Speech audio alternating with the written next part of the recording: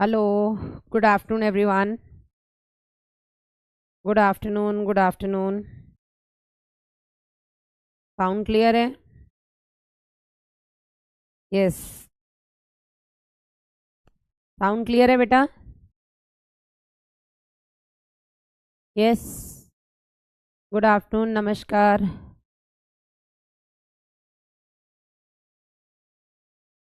राधे राधे।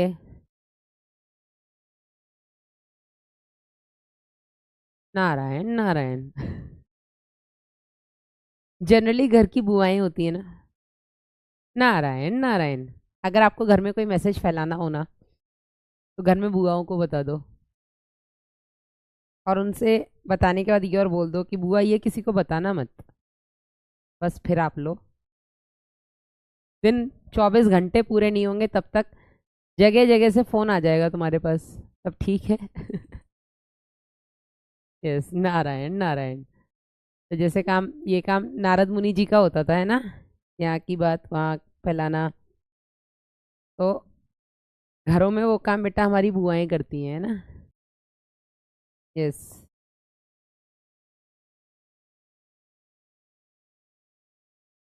हम्म।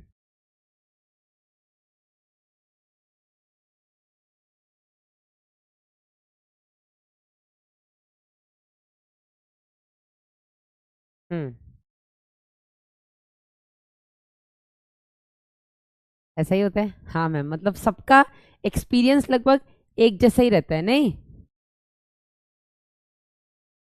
Yes. 1 जनवरी को birthday था भैया, बिलेटेड हैप्पी बर्थडे। जय बजरंगबली। यस। सभी देवताओं को, देवी देवताओं को नमस्कार। वालेकुम अस्सलाम बेटा। वालेकुम अस्सलाम। मैम आप भी किसी की बुआ होंगी। बुआ तो तब बनते हैं ना जब भाई का बच्चा होता है। मेरा कोई भाई नहीं है। भाई के बच्चों की तो बहन बुआ बनती है ना, हाँ। I don't have any real brother. I am lucky. But Vasu की बुआ इज रियली वेरी गुड। बढ़िया है। हाँ। चलो। क्या हो गया? HMPV, HMPV, HMPV। एक बच्चा लिख रहा है मैडम HMPV वायरस। बेटा वी का मतलब ही वायरस है। ठीक है ना? कुछ नहीं। एक और आ गया, कोविड जैसा। कोविड आपका पढ़ा था हमने, निमोनिया ही था एक तरीके का। ठीक है। ये भी आपका एक तरीके का निमोनिया ही है। निमोनिया है मतलब आपके लंग्स को अफेक्ट करेगा। लंग्स के एल्वियोलाई को अफेक्ट करेगा। मतलब आपको ब्रीदिंग डिसऑर्डर्स हो सकते हैं। बच्चों के लिए ज़्यादा खतरनाक है। तो avoid going to any crowded place. ठीक है। हॉस्पिटल वगैरह में अभी जाने से आप थोड़ा सा बचें। दूसरा, ऐसे लोग जिनकी मेडिकल कंडीशंस कुछ हैं, जैसे कोई हार्ट डिजीज़ है, या अ, कोई भी डायबिटीज़ है, मतलब जिनकी कोई ना कोई अंडरलाइंग मेडिकल कंडीशन है, उनमें होने के ज़्यादा चांसेस है। नीतू कह रहा है मैडम, कह रही है मैम सो रही थी आप? नहीं बेटा, सोने का आजकल टाइम ही नहीं है। मंडे ट्यूसडे वेडनेसडे मेरे इतने हेक्टिक होते हैं, इतने हेक्टिक होते हैं कि मैं सुबह उठती हूँ, उसके बाद मैं सीधा रात को ही जा पाती हूँ सोने के लिए। और अभी वासु इज़ नॉट वेल। पता नहीं, आज सुबह उठा उसको बहुत तेज़ फीवर था। और पता नहीं, सब कुछ ठीक था यार अभी तक। तो 2 महीने निकाल लिए इतने बढ़िया। नवंबर दिसंबर कुछ नहीं हुआ, अब जनवरी में आके तो सुबह से उन्हीं की सेवा में लगी हुई हूँ। तो लाया मुश्किल से 1 घंटे सोए हैं, फिर उठ गए हैं। तो नहीं सोने मिला है। यस। कोरोना का छोटा भाई। बेटा देखो, इस साल फिर ऐसा पढ़ा है मैंने कहीं, थोड़ा ठीक नहीं है। तो अपना ध्यान रखना। अर्थक्वेक यस, नेपाल में आया है ना, 7.1 रिक्टर स्केल। तो बहुत सेफ जगह पे बैठे हो आप लोग। फिर लॉकडाउन, नो लॉकडाउन शानवी। चलिए, पढ़े आगे। पहले मुझे ये बताओ, एड्स पढ़ के आए हो या नहीं? NCERT। मेड आ गई? नहीं, अजय नहीं आई। अब वो आएगी नहीं, उसका फ़ोन आ गया कि दीदी घर में बच्चे हैं और इनको संभालना भारी हो रहा है, अब ये बड़े हो गए हैं, अब मैं नहीं आ पाऊँगी। तो मैं ही संभाल रही हूँ औलाद को। इसको, तुम्हें, घर को। पढ़ लिया? नहीं भी पढ़ा है तो कोई बात नहीं, हमारे पास आज और कल का समय है, बहुत समय है ना। और हमारे पास छोटे छोटे से दो टॉपिक रह गए हैं, एक तो कैंसर, दूसरा ड्रग्स। तो जो अगला वाला टॉपिक है ड्रग्स, इसमें तो केवल हमें एनसीईआरटी ही पढ़नी है। तो जो भी अपना इम्यूनिटी से बचा हुआ है वो पूरी एनसीईआरटी में आपको कल एक साथ पढ़ा दूंगी, ठीक है। चलिए, तो फोकस करते हैं बेटा आज की क्लास पे। आज हमें पढ़ना है कैंसर। एड्स की एनसीईआरटी भी कल पढ़ा दूंगी, जो पहले का ऑटो इम्यूनिटी, एलर्जी और लिम्फॉइड ऑर्गन्स, जो कुछ भी बचा है मैं सारी एनसीईआरटी आपको कल एक साथ रीड करा दूंगी। कैंसर हम आज ही पढ़ लेंगे और ड्रग्स हम आज पढ़ लेंगे।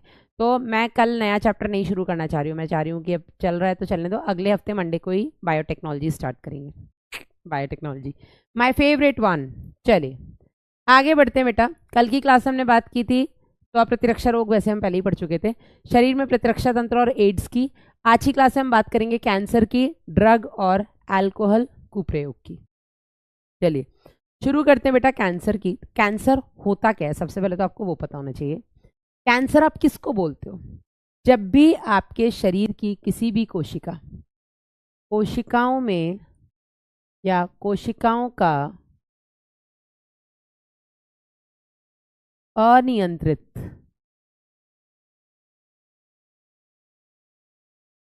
मतलब कि अनकंट्रोल्ड,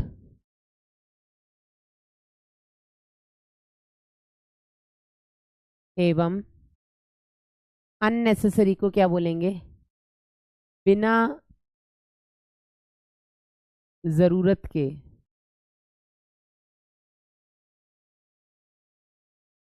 अननेसेसरी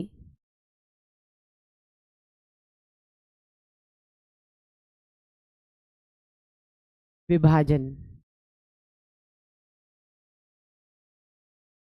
कैंसर कहलाता है।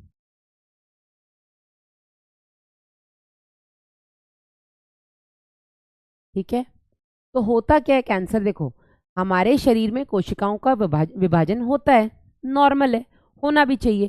क्यों होना चाहिए? अगर आपकी स्किन में कोई चोट लग गई है, ठीक है, कोई कट लग गया है, तो वहां की कोशिकाएं मर गई, है ना। तो आपकी उस स्किन में हीलिंग के लिए, रिपेयरिंग के लिए वापस से आपकी वहां की जो उपकला कोशिकाएं हैं वो विभाजन करेंगी, तभी तो वहां पर जो घाव बना है वो भरेगा, हाँ या नहीं। इसी तरीके से आपके शरीर में अन्य जगह पर भी अगर कोई ऐसा डैमेज होता है, वहां की कोशिकाएं मरती हैं, तो उस एरिया की कोशिकाओं का विभाजन होना जरूरी है, तभी तो जो डैमेज्ड जगह है उसको सही कोशिकाओं से भरा जाएगा। ठीक है, हमने ये भी पढ़ा था कि जो आपकी न्यूरॉन्स होते हैं बेटा, इनमें विभाजन नहीं होता है। इसके अलावा आपके शरीर की सभी कोशिकाओं में विभाजन होता है, किसी में कम किसी में ज्यादा। उपकला कोशिकाओं में विभाजन की क्षमता सबसे ज्यादा होती है, तंत्रिकाओं में होती ही नहीं है। तंत्रिका में भी आपके जो न्यूरॉन्स होते हैं उनमें नहीं होती है, ठीक है ना। क्यों नहीं होती उसका कारण भी हमने देखा था, क्योंकि इनके पास सेंट्रियोल ही नहीं होता है, तारक का ही नहीं होता है। फिर हमने देखा था कि न्यूरॉन्स में नहीं है, लेकिन जो उसके सपोर्टिंग सेल्स हैं, जो सहायक कोशिकाएं, न्यूरोग्लियल सेल्स, इनमें है, ठीक है ना, इनमें विभाजन होता है। केवल न्यूरॉन्स आपके शरीर की ऐसी कोशिकाएं हैं जिनमें कोशिका विभाजन नहीं होता है, क्योंकि इनके पास सेंट्रियोल नहीं है। इसके अलावा हमने देखा था कि उपकला कोशिकाओं में कोशिका विभाजन सबसे ज्यादा होता है, इनमें पुनरुद्भवन की क्षमता भी सबसे ज्यादा होती है। लेकिन ये जितने भी आपके शरीर में कोशिका विभाजन होते हैं, जरूरत पड़ने पर होते हैं, ठीक है, और कंट्रोल्ड वे में होते हैं। अगर आपके यहाँ पर स्किन में कोई चोट लगी है तो जरूरत है ना यहाँ पे हीलिंग की, इसलिए यहाँ की कोशिकाएं विभाजन करेंगी। तो हीलिंग की जरूरत है, इसलिए कोशिका ने विभाजन किया। अब कितना विभाजन करेंगी? केवल उतना ही विभाजन करेंगी जब तक कि हीलिंग ना हो जाए। एक बार हीलिंग हो गई फिर कोशिका विभाजन रुक जाएगा। तो इसको हम बोलते हैं कि नियंत्रित तरीके से जरूरत पड़ने पर कोशिका का विभाजन होता है सामान्यतः। लेकिन कैंसर के केस में यही कोशिका विभाजन अनियंत्रित तरीके से होता है, ब्रेन का कोई कंट्रोल नहीं रह जाता उस पर, ठीक है, और बिना जरूरत के होता है, होता ही रहता है, होता ही रहता है, रुकता नहीं है। अब ऐसा क्यों होता है उसका कारण जानो, ठीक है। तो सामान्य कोशिकाओं में एक प्रॉपर्टी होती है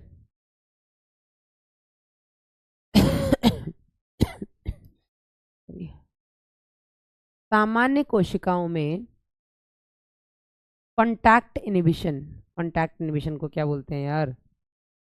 संदमन, इनिबिशन इज संदमन।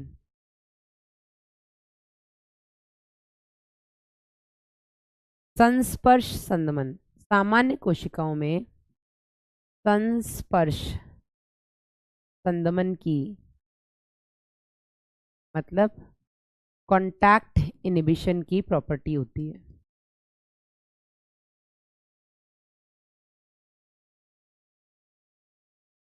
विशेषता होती है जो कैंसर कोशिकाओं में नहीं होती।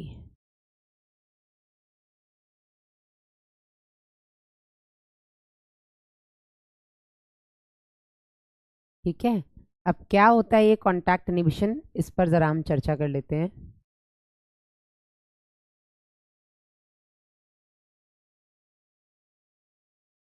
ये बेटा आपकी एक सामान्य कोशिकाएं हैं, सामान्य, और दूसरी तरफ हम देखेंगे कैंसर कोशिकाओं का क्या होता है। अब सामान्य कोशिकाओं में क्या है, जैसे ये आपकी कोशिकाएं हैं, ठीक है, बीच में आपको चोट लगी, ठीक है, जिसके कारण यहाँ पर खाली जगह बन गई और सामान्य कोशिकाएं चारों तरफ हैं, ठीक है। ऐसा ही केस बेटा हम दिखाते हैं आपके कैंसर के केस में भी, ठीक है। बीच में आपको चोट लगी और चारों तरफ ये सामान्य कोशिकाएं हैं,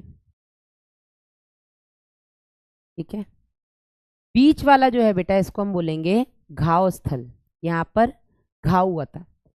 अब सामान्य कोशिकाओं में इस घाव को भरने के लिए यहाँ पर कोशिकाएं विभाजन करेंगी और जैसे ही वो पड़ोस की सामान्य कोशिकाओं के संपर्क में आएंगी, उनके कांटेक्ट में आएंगी, वैसे ही उन्हें पता लग जाएगा कि बस हो गया विभाजन, अब हमें रुक जाना है, अब हमें विभाजन नहीं करना है। इसको हम बोलते हैं कॉन्टैक्ट इनहिबिशन या संस्पर्श संदमन, कि सामान्य कोशिकाओं के स्पर्श में आते ही ये विभाजन करना रोक देती हैं। समझे या नहीं? लेकिन कैंसर कोशिकाओं में क्या होता है, कैंसर कोशिकाओं के केस में जो आपकी कोशिकाएं जिनमें विभाजन हो रहा है, ये यहाँ पर इन्होंने विभाजन करना शुरू किया और विभाजन करते करते ये पड़ोस की सामान्य कोशिकाओं के कांटेक्ट में आए, ठीक है। तो सामान्य कोशिकाओं के कांटेक्ट में आते ही इनको विभाजन करना रोक देना था ना, नॉर्मली तो यही होता है, लेकिन यहाँ ये रुकती नहीं है, ये और विभाजन करती जाती हैं, करती जाती हैं, करती जाती हैं, और ये सामान्य कोशिकाओं को उनकी जगह से हटाती जाती हैं और ये विभाजन करती जाती हैं। तो इनमें संस्पर्श संदमन की जो विशेषता होती है वो खत्म हो चुकी होती है। ये समझ में आया कि नहीं? यस, ये बताइए बस मुझे, इतना आपको समझ में आया कि नहीं? कॉन्टैक्ट इनहिबिशन मतलब सामान्य कोशिकाओं के कॉन्टैक्ट में आते ही विभाजन करना, इनहिबिट करना है, बंद करना है, जो कि सामान्य कोशिकाएं करती हैं, लेकिन कैंसर कोशिकाएं ये नहीं कर पाती, ठीक है। उनमें कॉन्टैक्ट इनहिबिशन की प्रॉपर्टी खत्म हो चुकी होती है, वो नहीं मानती किसी की। समझे या नहीं? अब कैंसर होता कहाँ है मैडम? तो सीधी बात है, अगर देखो होता क्या है, क्यों, एक कंसेप्ट समझना, ठीक है। मुंह के कैंसर का एक कारण बताती हूँ। जो लोग तंबाकू खाते हैं या गुटखा खाते हैं, मतलब खाते भी नहीं है, इनफैक्ट आई मस्ट से कि वो यहाँ दांत और ओठ के बीच में रखते हैं, दांत और गाल के बीच में रखते हैं, ठीक है। तो वहां पर क्या होगा, अगर आप वहां पर गुटखा रखोगे, तंबाकू रखोगे, कोई भी मसाला रखोगे, तो क्या होगा? सीधी बात है, अगर आप कोई भी चीज, अंदर की स्किन तो बहुत नाजुक है ना, बाहर की स्किन भी ठीक ठीक है ना, लेकिन अंदर की स्किन तो बहुत ही नाजुक है। आप खुद ही देख लो, ऐसे जरा अपने गाल उठा करके शीशे के सामने देखो तो एकदम लाल लाल आपको दिखाई देते। क्यों? क्योंकि वहां की मेम्ब्रेन बहुत पतली है, उसके नीचे ब्लड वेसल्स आपको दूर से दिखाई दे रही, देखो लाल जा रही है, नीली जा रही है, हाँ या नहीं? कभी देख लो अपना ऐसे करके शीशे में, आपको लाल और नीला क्लियर दिखेगा। यहाँ से लाल मतलब ये आर्टरी जा रही है, ये नीला मतलब ये वेन जा रही है, बहुत क्लियर दिखाई देगा। स्किन पर इतना क्लियर नहीं दिखाई देता है क्योंकि यहाँ पे मोटी चमड़ी है, ठीक है। यहाँ पे केराटिन है, अंदर केराटिन नहीं है, हाँ या नहीं? रिलेट कर पा रहे हो? मैंने पढ़ाया है केराटिनाइज्ड संयुक्त उपकला, शल की उपकला, अंदर नॉन केराटिनाइज्ड संयुक्त शल की उपकला पढ़ाया है, तो अंदर क्योंकि नॉन केराटिनाइज है तो अंदर की जो झिल्ली है या अंदर की जो लेयर है बहुत नाजुक है, और उसी के ऊपर आप बार बार गुटखा रख रहे हो, तम्बाकू रख रहे हो, मसाले रख रहे हो, तो क्या होगा, वहां की जो स्किन है या अंदर की जो मेम्ब्रेन है उसमें रैशेज होंगे, आया नहीं, कट लग जाएगा, कभी कुछ हो जाएगा। अच्छा, वहां पे कट लग गया तो आपकी सामान्य कोशिका विभाजन होगा, उस कट को, घाव को भर देगा। मुंह के अंदर के घाव वैसे भी जल्दी भर जाते हैं, आया नहीं, क्योंकि वहां पे ब्लड सप्लाई बहुत ज्यादा है।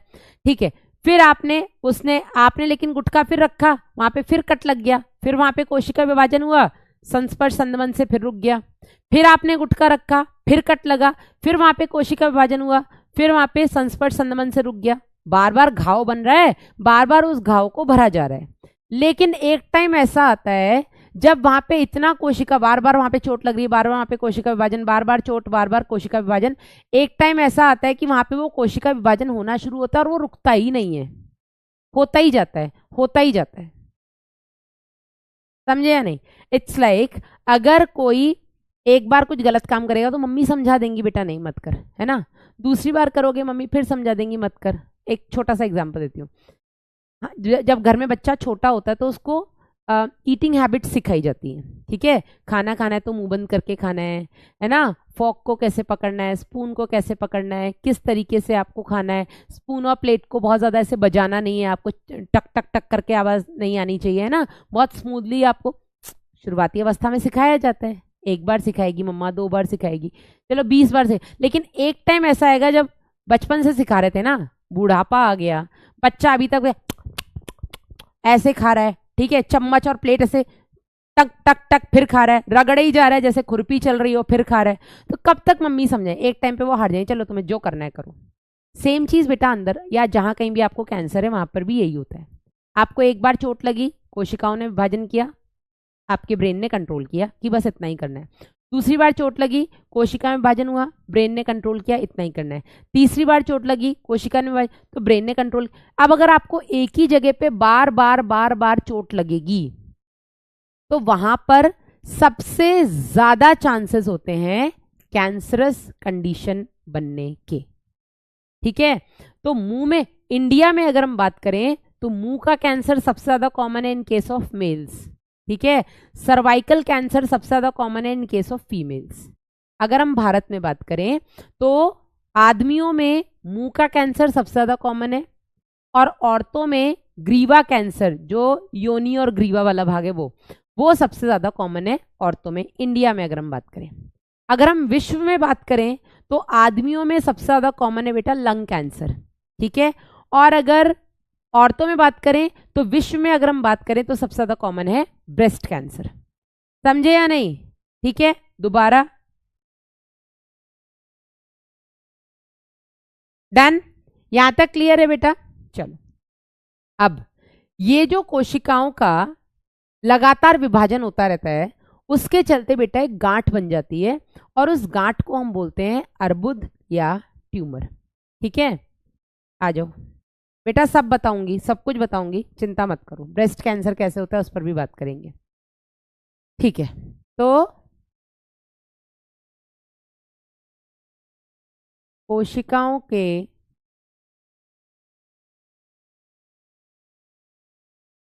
अनियंत्रित विभाजन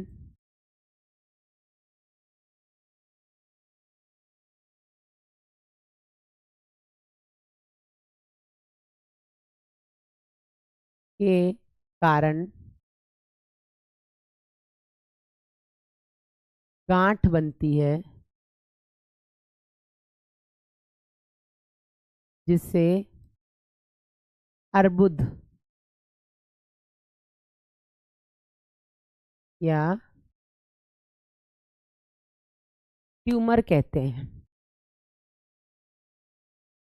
ठीक है। तो जो गांठ बन जाती है कोशिकाओं की, इसी को बेटा हम अर्बुद कहते हैं या ट्यूमर कहते हैं, ठीक है।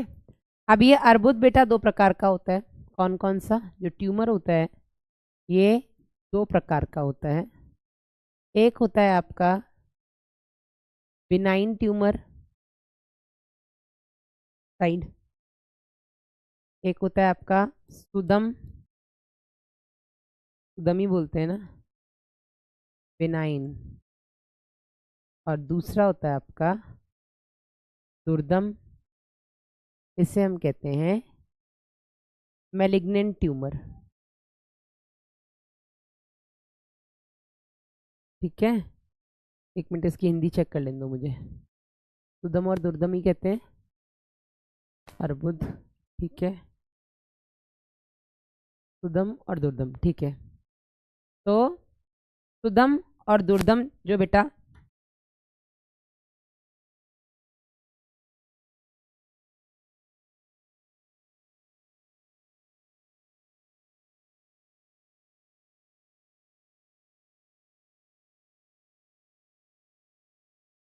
ठीक है, अभी जो सुदम और दुर्दम ट्यूमर होते हैं क्या होते हैं बेटा, इनमें क्या अंतर होते हैं?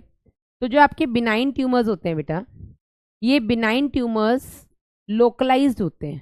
ठीक है, ये घबराने वाली बात नहीं है, वो वाले ट्यूमर्स होते हैं। ठीक है, मैलिग्नेंट ट्यूमर्स जो होते हैं बेटा वो खतरनाक होते हैं। ठीक है, बिनाइन ट्यूमर्स जो होते हैं इसमें जो भी कोशिकाओं का अनियंत्रित विभाजन होता है वो एक विशिष्ट स्थान पर होता है, किसी भी एक लोकलाइज्ड एरिया में होगा।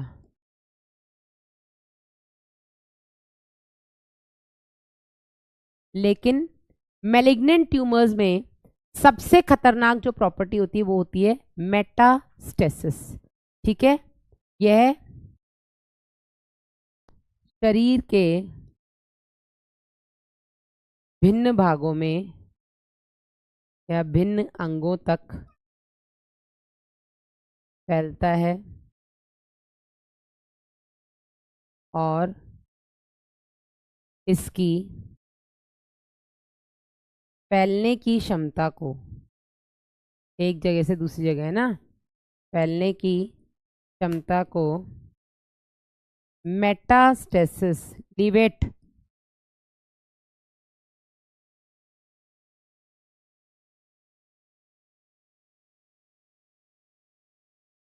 मेटास्टेसिस कहा जाता है। अब होता क्या है देखो, जब कैंसर कोशिकाएं, मतलब जब कोई भी कोशिका अनकंट्रोल्ड वे में विभाजन करना शुरू करती है तो क्या होगा, अब अगर वो विभाजन कर रही है तो उसको विभाजन करने के लिए नरिशमेंट चाहिए ना, पोषण चाहिए। अब पोषण कहाँ से मिल रहा है? ब्लड से मिल रहा है। तो पहले तो बेटा वो विभाजन कर रही हैं, तो विभाजन करते करते वो सामान्य कोशिका के संपर्क में आई। फिर क्या किया उन्होंने, सामान्य कोशिकाओं से कंपटीशन शुरू कर दिया। ब्लड जो पोषण सामान्य कोशिकाओं के लिए लेकर के आ रहा है, इन्होंने उसके लिए लड़ना शुरू कर दिया। सामान्य कोशिकाओं के लिए जो पोषण आया, जो ग्लूकोज आया, जो अमीनो एसिड या प्रोटीन्स आए, कैंसर कोशिकाओं ने क्या किया, इन्होंने वो ग्लूकोज अपने लिए ले लिया। उन्होंने सामान्य कोशिकाओं तक उस ग्लूकोज को नहीं जाने दिया। उन्होंने सामान्य कोशिकाओं को बाकी के भी जो पोषण पदार्थ हैं उनको नहीं जाने दिया सामान्य कोशिकाओं तक। तो उन्होंने सामान्य कोशिकाओं से कंपटीशन किया, आया नहीं, क्योंकि इनको वृद्धि करनी है, तो इनको जल्दी जल्दी वृद्धि करनी है, इनको ज्यादा जल्दी पड़ी है अभी वृद्धि करने की। तो इन्होंने क्या किया, सामान्य कोशिकाओं के लिए जो भी पोषण पदार्थ आ रहे थे इन्होंने वो लेने शुरू कर दिया, मतलब इन्होंने सामान्य कोशिकाओं के साथ कंपटीशन शुरू कर दिया। अब क्या हुआ बेटा, ये जो कोशिकाएं हैं, ये कोशिकाएं देखेंगी कि भैया इतना तो ब्लड ला भी नहीं रहा है पोषण जितना हमें जरूरत है, क्योंकि ब्लड तो सामान्य कोशिकाओं के हिसाब से पोषण लाएगा ना, इनको ज्यादा जल्दी पड़ी है। तो ये क्या करते हैं, ये उस सोर्स को ढूंढते हैं जहां से पोषण आ रहा है। ये कहते हैं अच्छा ब्लड लेके आ रहा है, एक काम करते ब्लड में ही चल देते हैं, ये लेकर के यहाँ तक आएगा, फिर हम लेते हैं, हम सीधा इसी में जाते हैं, जहां से लाता हम भी वहीं पहुंच जाएंगे। फिर क्या करती है बेटा, ये कैंसर कोशिकाएं ब्लड में एंटर कर जाती हैं। अब ब्लड तो पूरी बॉडी में सर्कुलेट कर रहा है, आया नहीं, तो ये पूरी बॉडी में सर्कुलेट करती हैं और जहां इनका मन करता है ये उसी अंग में निकल जाती है। इनका मन है तो ये लिवर में निकल जाएंगी, इनका मन है तो ये लंग्स में निकल जाएंगी, इनका मन है तो ये स्टमक में निकल जाएंगी, इनका मन है हड्डियों में निकल जा रही हैं, इनका मन है पेशियों में निकल जा रही हैं, इनका मन है तो ब्रेन में निकल जा रही हैं। ठीक है, और इसी को बेटा हम बोलते हैं मेटास्टेसिस। ये एक स्थान से दूसरे स्थान पहुंच जाती हैं। ठीक है, अलग अलग अंगों में ये फैल जाती हैं। इसी प्रॉपर्टी को बेटा हम बोलते हैं मेटास्टेसिस। और ये मेटास्टेसिस की प्रॉपर्टी ही है जो मैलिग्नेंट ट्यूमर्स को बहुत खतरनाक बना देती है। बिनाइन ट्यूमर्स को एक्चुअल में हम कैंसर कहते भी नहीं है, ये बहुत इनिशियल स्टेज है, ठीक है, इसको हम कैंसर बोलते भी नहीं है। कैंसर एक्चुअल में बोला ही मैलिग्नेंट ट्यूमर्स को जाता है जो एक जगह से दूसरी जगह फैल गई है। समझ में आया कि नहीं? समझ में आया कि नहीं? मैं चैट ऑन कर रही हूँ, मुझे एक बार बता दो। Yes, done.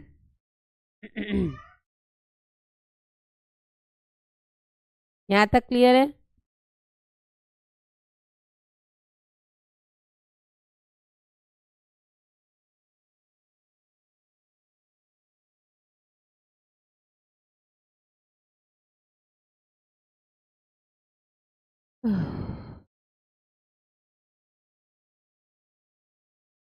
डन, लिख लो जल्दी से।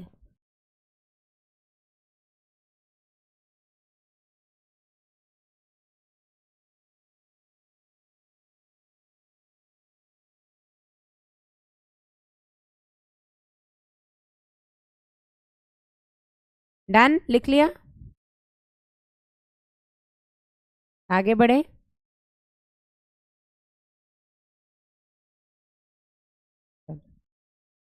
ये हो गया बेटा कैंसर, अर्बुद।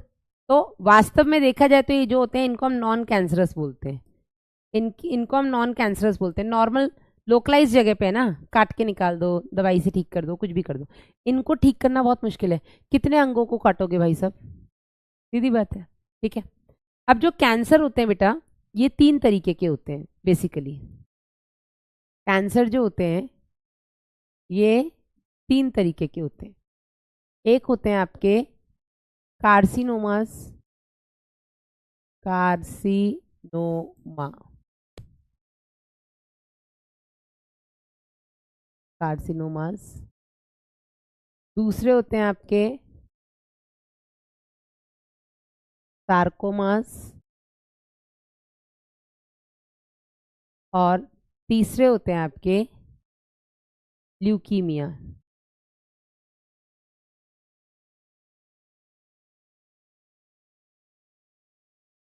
ठीक है, क्या होते हैं ये, इन तीनों में अंतर देख लेते हैं। कार्सिनोमास सबसे इंपॉर्टेंट तो ये बेटा, 80% कैंसर जो होते हैं बेटा वो कार्सिनोमा होते हैं, 80%। ठीक है, जितने भी कैंसर होते हैं उनमें से 80% कार्सिनोमाज होते हैं। कार्सिनोमाज होते क्या है बेटा, ये उपकला ऊतक के कैंसर। अगर कैंसर आपका एपिथेलियल टिश्यू का है, उपकला ऊतक के कैंसर को बेटा हम कार्सिनोमा कहते हैं। जैसे स्किन कैंसर हो गया, अब स्किन में क्या है, एपिथेलियल टिश्यू। ब्रेस्ट कैंसर हो गया, ब्रेस्ट में क्या है, एपिथेलियल टिश्यू। ठीक है, आपका कोई सा भी कैंसर ले लो यार, लंग कैंसर हो गया, लंग्स में क्या है, टिश्यू है, वहां पे भी एल्वियोलाई में एपिथेलियल टिश्यू है ना। तो आपकी बॉडी में एपिथेलियल टिश्यू ऑलमोस्ट हर जगह ही है, एपिथेलियल टिश्यू तो हर जगह ही है ना। तो एपिथेलियल टिश्यू का अगर कैंसर है तो इसको बेटा हम बोलते हैं कार्सिनोमा। ठीक है, हर जगह है आपका ये। ठीक है, सार्कोमा क्या होते हैं बेटा, ये आपके मीजोडर्म के कैंसर होते हैं। मीजोडर्म मतलब मध्य जनस्तर, मीजोडर्म के कैंसर्स को हम सार्कोमा बोलते हैं। अब मीजोडर्म क्या होते हैं, मीजोडर्म से क्या क्या बना है बेटा, तो मीजोडर्म से बना है आपकी अस्थि। ठीक है, अगर बोन कैंसर है मतलब सार्कोमा है। ठीक है, और ल्यूकीमिया क्या होता है बेटा, इसमें WBCs जो होते हैं आपकी श्वेत रुधिर कणिकाएं होती हैं, इनकी संख्या में बहुत ज्यादा वृद्धि हो जाती है। ठीक है, इसको हम बेटा ब्लड कैंसर बोलते हैं। ठीक है, तो ल्यूकीमिया क्या है बेटा, ये है आपका ब्लड कैंसर। अब ब्लड कैंसर में भी आपके WBCs का काउंट बढ़ता है। किसका काउंट बढ़ता है, WBCs का।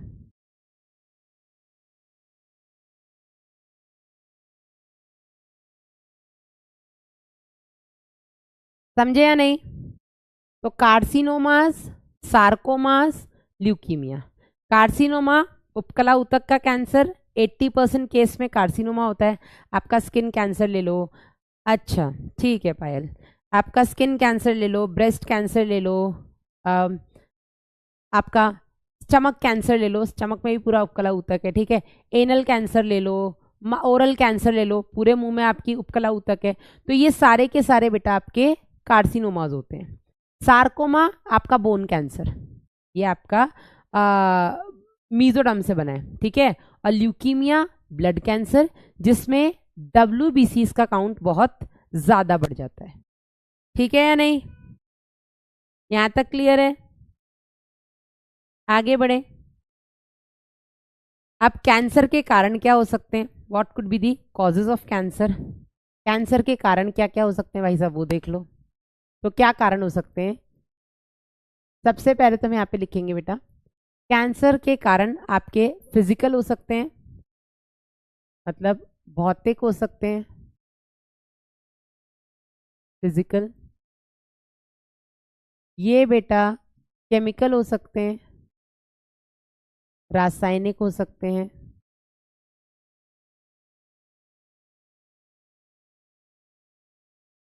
ये जैविक हो सकते हैं, बायोलॉजिकल हो सकते हैं, ठीक है। भौतिक कारणों में क्या क्या आता है बेटा? तो फिजिकल में ऐसी चीज जो कांटेक्ट में आ रही है तब, yes. Why to open, why to open, where are you going, where are you going?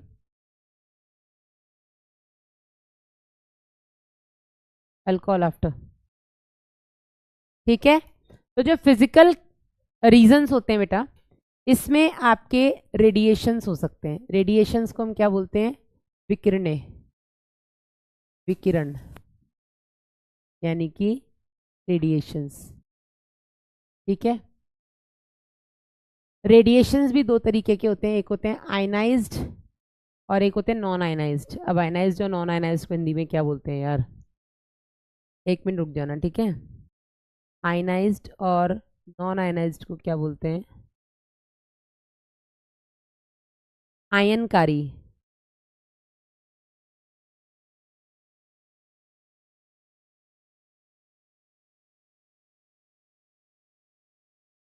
X-rays हो गई आपकी,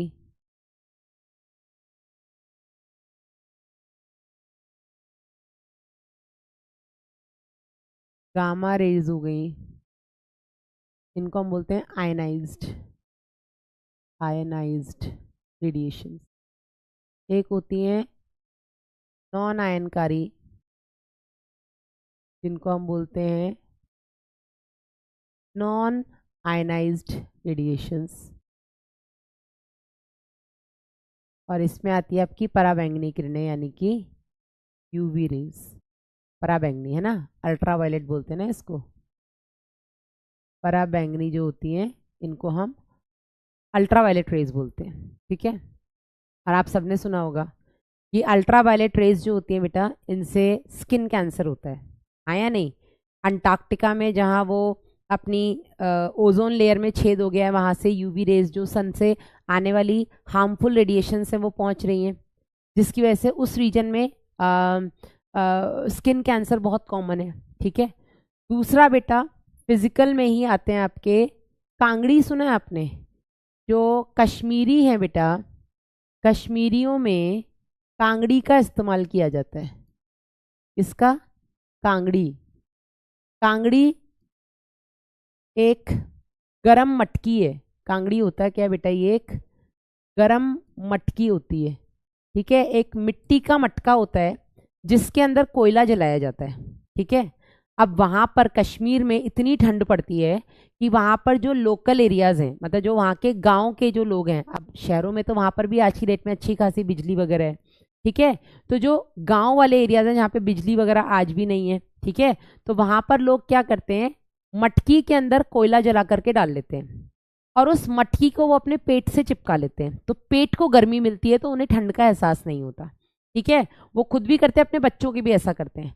तो वो मटकी बेटा, जब गर्म मटकी पेट से चिपकी रहती है, तो पेट की जो त्वचा है वहां पर बेटा कैंसर, एब्डोमेन एरिया में, ना केवल त्वचा, अंदर के जो अंग होते हैं बेटा, उनमें कैंसर होने की संभावना ज्यादा हो जाती है, ठीक है।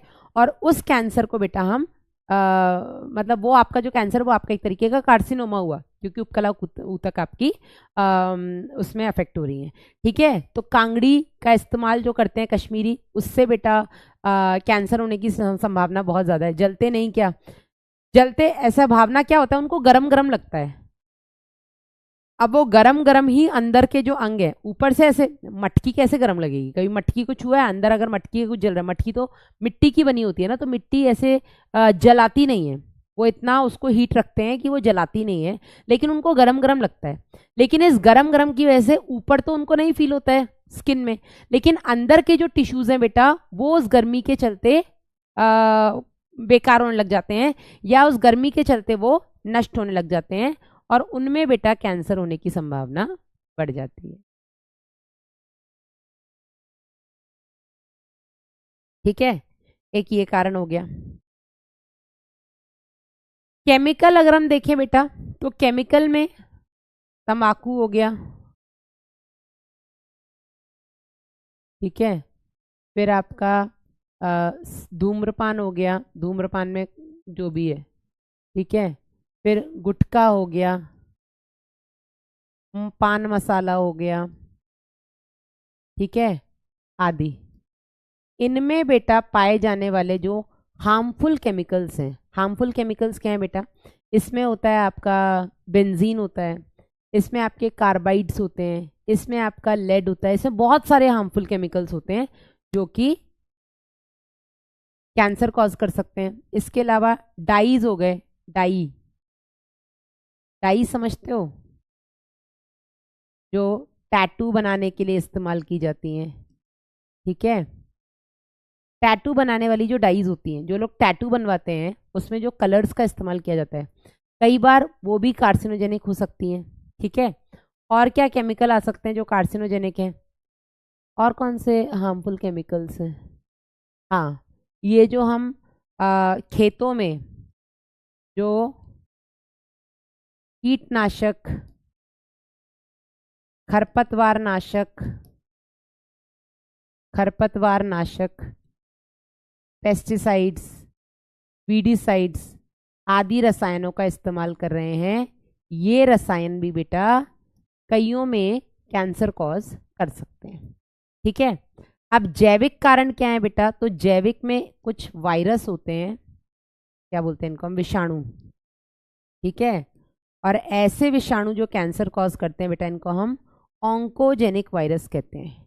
क्या कहते हैं इनको हम, ऑन्कोजेनिक वायरस, ऑन्कोजेनिक विषाणु, ऑन्कोजेनिक वायरसेस। और ऐसे वायरस, इनके वो जो जीन जो कैंसर कॉज करते हैं, उन जीन्स को हम ऑन्कोजीन्स कहते हैं। ठीक है, हमारे कई बार सामान्य कुछ कोशिकाओं में भी, सामान्य कोशिकाओं में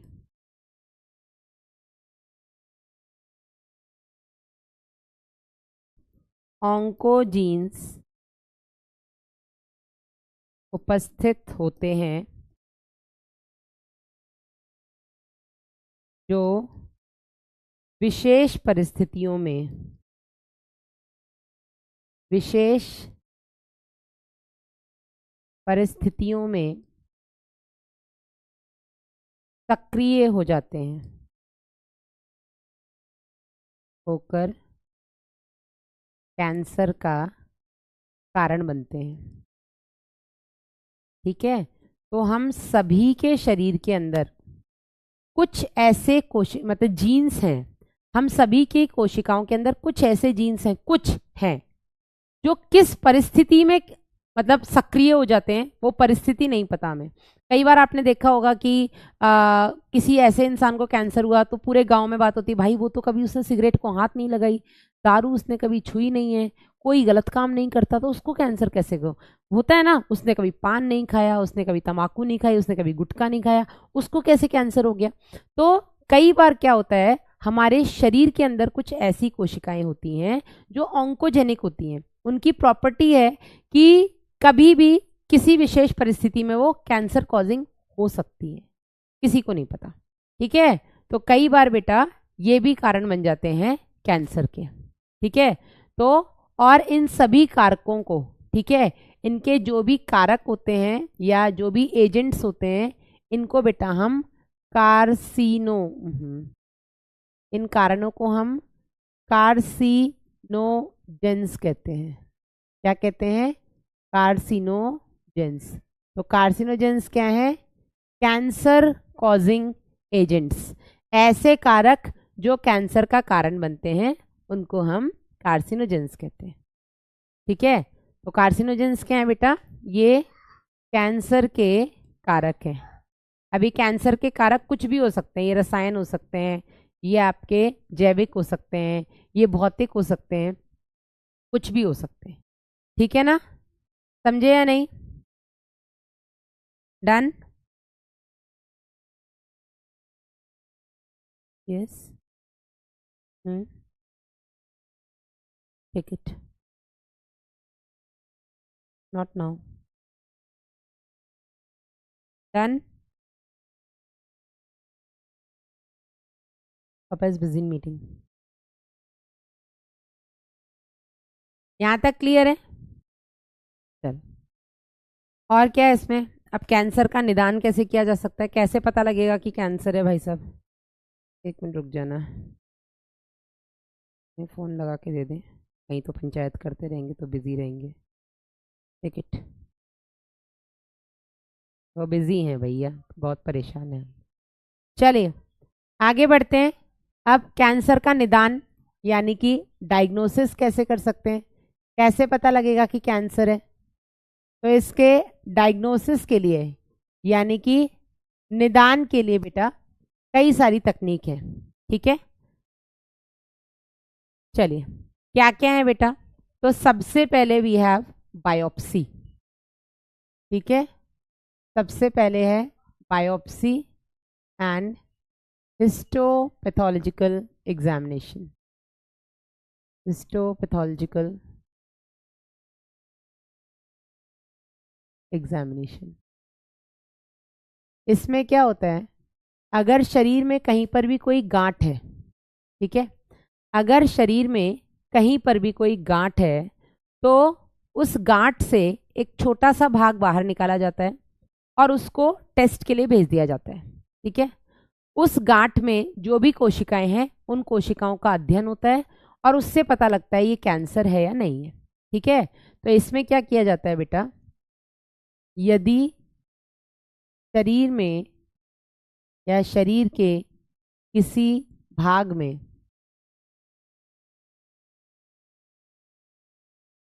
गांठ दिखती है, गांठ दिखती है,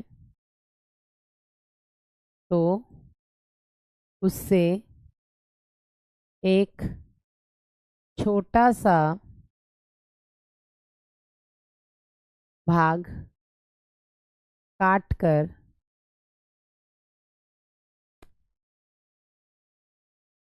उसका अध्ययन किया जाता है।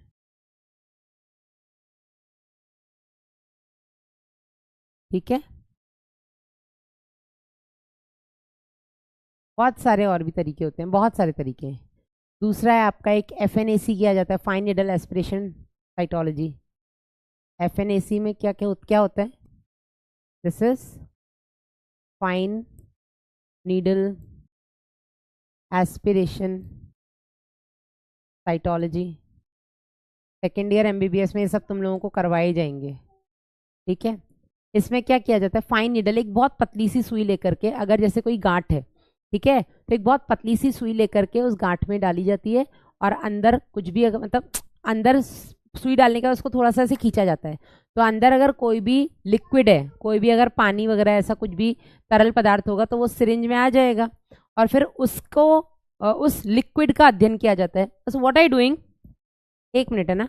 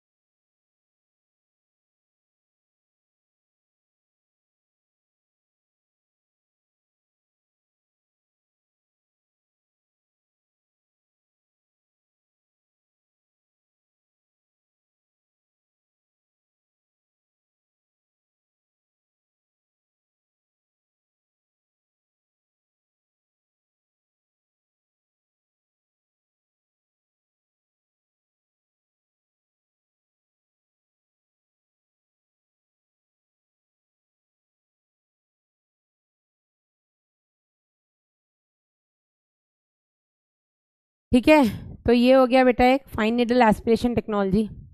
इसके अलावा और भी कई सारे मेथड हैं, जैसे अंदरूनी कोई, अच्छा, रेडी एक्सरे कर सकते हैं। अगर चेस्ट वगैरह का कोई क्या बोलते हैं कैंसर है तो एक्सरे किया जा सकता है। ठीक है, इसके अलावा और क्या किया जा सकता है भाई साहब?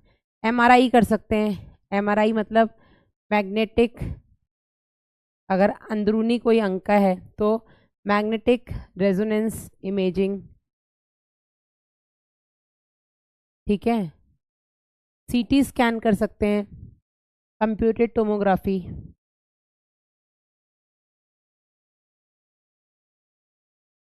कंप्यूटेड टोमोग्राफी, ये सारे तरीके हैं बेटा जिससे कैंसर की पहचान की जा सकती है। ठीक है, ये दुनिया भर के टेस्ट हैं टू डायग्नोज कैंसर। अब यहीं पर बेटा और एक चीज़ लिखवा देती हूँ मैं, ये लिख लो पहले, हो जाए तो बताना। सबसे कॉमन कौन सा वो भी लिखाई देती हूँ, है ना? जल्दी लिख लो।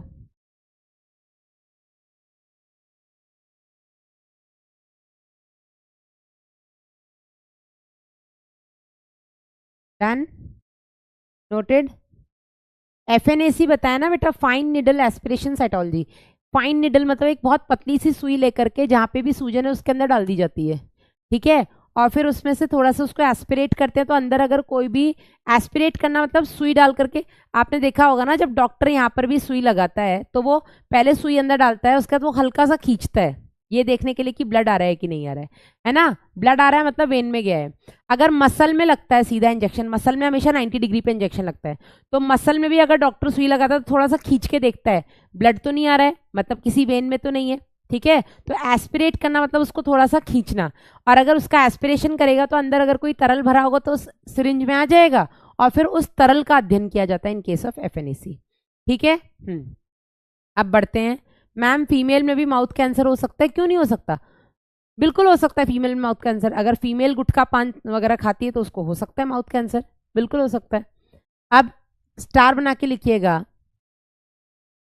भारत में सबसे सामान्य कैंसर।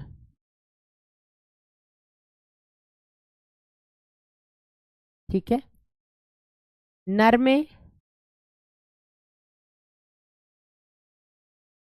मुख का कैंसर, ओरल कैंसर हम इसको बोलेंगे, मुख का कैंसर, इसको हम बोलेंगे ओरल कैंसर। और मादा में ग्रीवा कैंसर, जिसको हम बोलते हैं सर्वाइकल कैंसर, योनि ग्रीवा मार्ग में, है ना? क्यों होता है बेटा? तो इसका मैंने आपको एक कारण भी बताया था कि वो लोग जो प्रॉपर हाइजीन मेंटेन नहीं करते हैं। ठीक है, विश्व में अगर मैं बात करूं, विश्व में सबसे सामान्य कैंसर, सबसे सामान्य कैंसर विश्व में अगर हम बात करें तो नर में बेटा ये है आपका लंग कैंसर, जिसको हम बोलते हैं फेफड़ों का कैंसर।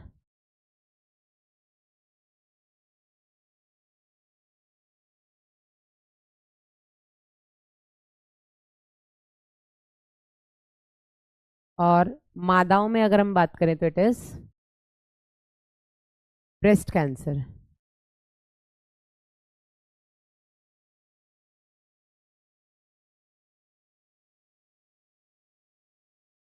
अब इसके कारण क्या हो सकते हैं मैडम? देखो, सीधी बात है, अगर हम इंडिया की बात करें तो हमारे यहाँ पान मसाले गुटखा, ये जिनको आप अपना आइडियल मानते हो, अरे हमारा तो फेवरेट ये हीरो है, हमारा तो फेवरेट ये हीरो है, वो हीरो नहीं है भाई साहब, पहले ही बता रही हूँ, वो एंटरटेनर है। ठीक है, उनका काम है पैसे लेकर के तुम्हें वो हीरो नहीं है। एक तो हमारी पीढ़ी गलत दिशा में जा रही है, उनको लगता है कि अक्षय कुमार हमारा हीरो है, अजय देवगन हमारा हीरो है, ये हमारा, वो हीरो नहीं है भाई साहब, ये एक्टर्स हैं, इनका काम है एक्टिंग करना, ये एंटरटेनर्स हैं, इनका काम है आपको एंटरटेन करना, और वो फ्री में नहीं करते हैं, पैसे लेते हैं वो उस चीज़ के लिए।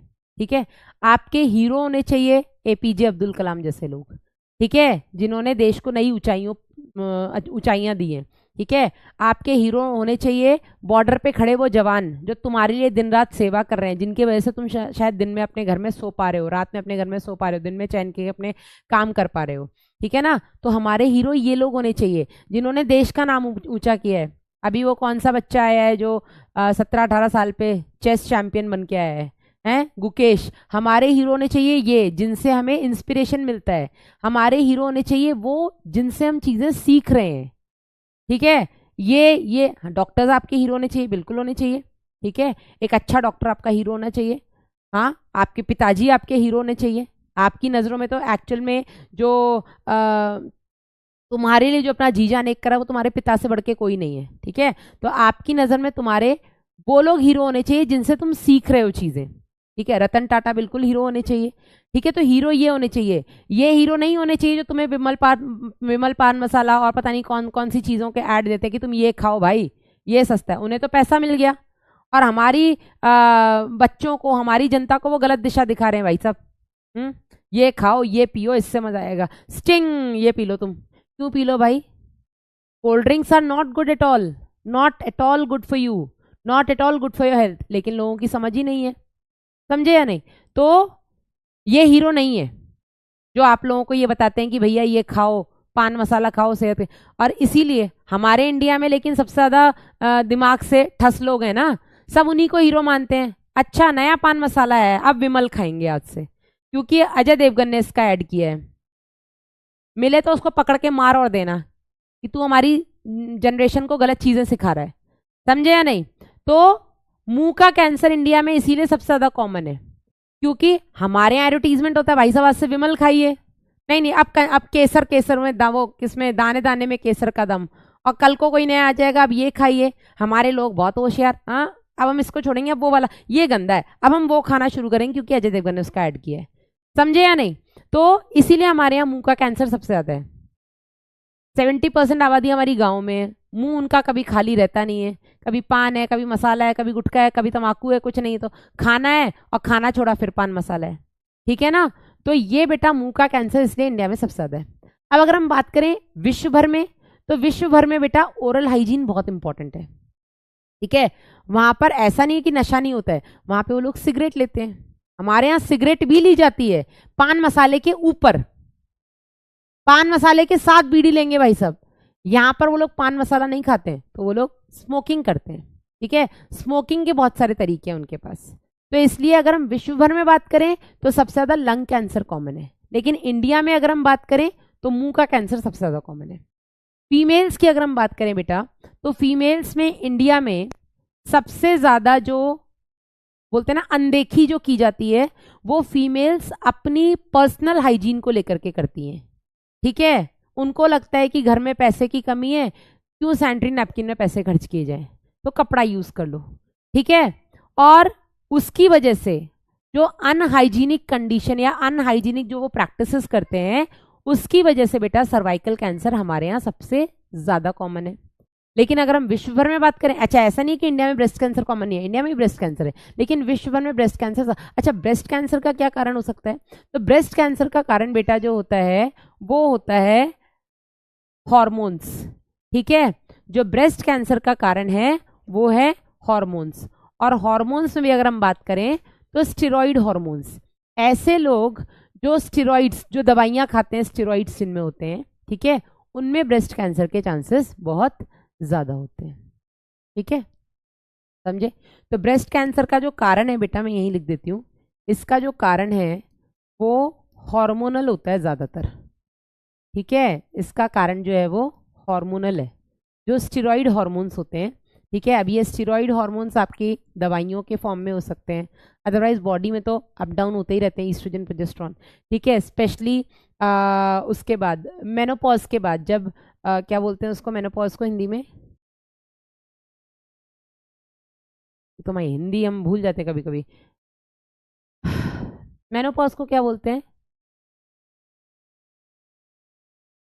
जब वो मेंस्ट्रुअल साइकिल आनी रुक जाती है, उसके बाद हमें पता है एस्ट्रोजन का लेवल एकदम से कम होता है, उसी के आसपास बेटा कई सारे हार्मोन्स का ये गड़बड़ चलता है, और उसकी वजह से बेटा उस उम्र में आपके ब्रेस्ट कैंसर के चांसेस बहुत ज़्यादा हो जाते हैं। रजोनिवृत्ति, thank you Iqra, thank you Vivek, thank you.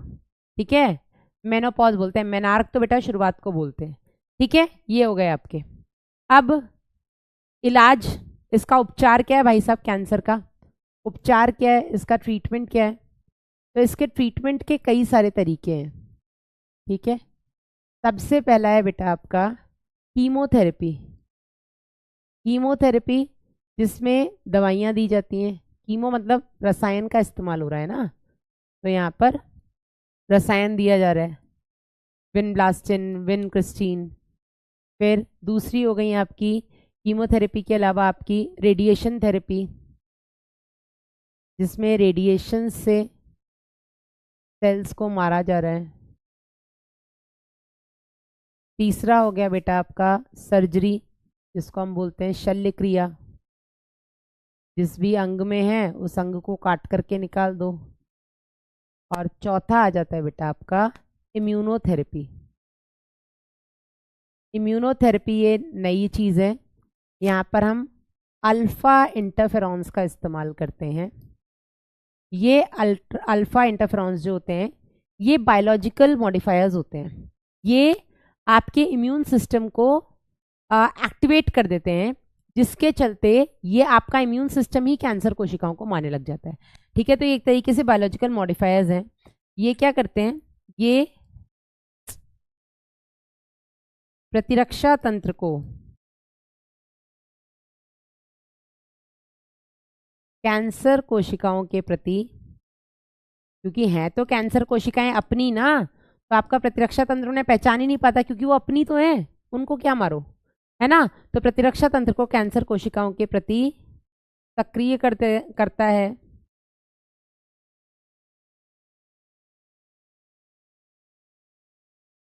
जिससे प्रतिरक्षा तंत्र कैंसर कोशिकाओं को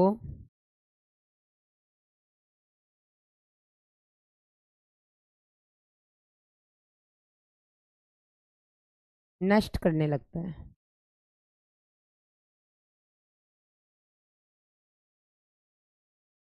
ठीक है, कीमोथेरेपी में बेटा विनब्लास्टिन, विनक्रिस्टीन, ऐसी और भी कई सारी दवाइयां हैं, विनब्लास्टिन हो गया, विनक्रिस्टीन हो गया, और भी कई सारी दवाइयां हैं आदि। ठीक है, इनके बेटा कुछ साइड इफेक्ट होते हैं, इनके कुछ दुष्प्रभाव होते हैं। ज़्यादातर जो केमिकल्स दिए जाते हैं, जो दवाइयाँ दी जाती है कैंसर में, उनके साइड इफेक्ट होते हैं, एक तो बाल्डनेस, गंजापन, और दूसरा अरक्तता। अरक्तता मतलब अनीमिया, अरक्तता, जिसको हम बोलेंगे baldness and anaemia.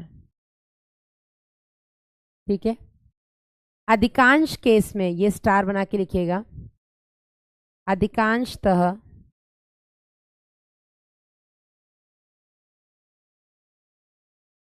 Chemo plus radio plus surgery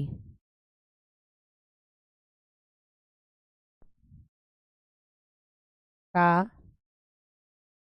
साथ में प्रयोग किया जाता है। ज़्यादातर कैंसर के उपचार में कीमोथेरेपी भी दी जाती है, ठीक है, और रेडिएशन थेरेपी भी दी जाती है कैंसर सेल्स को मारने के लिए, और सर्जरी भी की जाती है।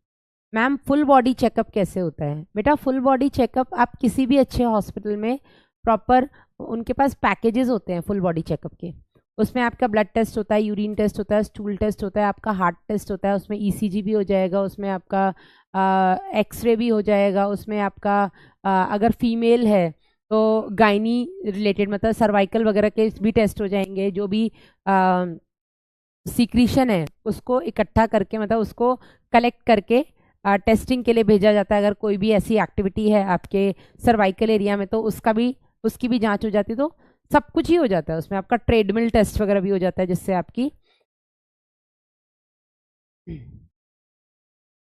कंप्लीट ब्लड टेस्ट में बहुत सारी चीज़ें आती है, सीबीसी में बहुत कुछ आ जाता है, उसमें आपका लिवर फंक्शन टेस्ट, आपका किडनी फंक्शन टेस्ट जिसको आरएफटी बोलते हैं, रीनल फंक्शन टेस्ट, आपका thyroid, hormonal test, vitamin deficiency test, सारे टेस्ट होते हैं। मैम एक्टर्स को कैंसर ज़्यादा होता है क्यों मैम? ऐसा कहाँ है, ऐसा कहाँ लिखा है? मैमोग्राफी बेटा फीमेल्स में होती है मैमरी ग्लैंड्स के चेकअप के लिए। हाँ जी, डन। लक्षण क्या होते हैं कैंसर के वो भी देख लेते हैं। हमने लक्षण नहीं देखे ना, कैंसर के लक्षण क्या हो सकते हैं ये भी लिख ही लेते हैं, हमने ये लिखा नहीं है अलग से। लक्षण क्या हो सकते हैं भाई साहब, कैंसर के लक्षण क्या होंगे? तो सबसे कॉमनली जहां से समझ में आता है बेटा, किसी भी भाग में गांठ होना, ठीक है, किसी भी अंग में गांठ का दिखना बाहर से, ठीक है। एक तो ये सबसे कॉमन है, ठीक है, सबसे कॉमन है ये। दूसरा मतलब सीधी बात है ना, अगर आपको गांठ दिख रही है बाहर ही तो वो तो सबसे कॉमन है, ठीक है। तो गांठ दिख रही है तो उसको हल्के में लेने की जरूरत नहीं है, immediately go and visit a doctor. दूसरा बेटा, अगर हम मेल्स की बात करें, है ना, अगर फेफड़ों से संबंधित है, फेफड़ों से संबंधित अगर कैंसर है तो उस कंडीशन में क्या होगा? लगातार खांसी, लगातार खांसी होना, आवाज का बदलना, ठीक है, आवाज बदल जाती है, मेरी भी बदल गई है वैसे तो, ठीक है, या भारी होना, ये कारण हो सकता है अगर फेफड़ों से संबंधित है तो। अगर आहार नाल से संबंधित है, ठीक है, अगर आहार नाल से संबंधित है तो इसके लक्षण क्या क्या? कई बार अच्छा ऐसा भी होता है, ज्यादातर केसेस में लक्षण दिखते ही नहीं है, ये तो हम कुछ कुछ बता रहे हैं, ठीक है। आहार नाल से संबंधित है तो खून आना, ठीक है, मुख द्वार या मल के साथ, मल के साथ गुदा द्वार से खून आना, ये हो सकते हैं, ठीक है। अगर ग्रीवा से संबंधित है, ग्रीवा या मादा जननांग से संबंधित है, मादा के किसी और जननांग से, तो उस कंडीशन में बेटा आर्तव चक्र के अलावा, आर्तव चक्र के अलावा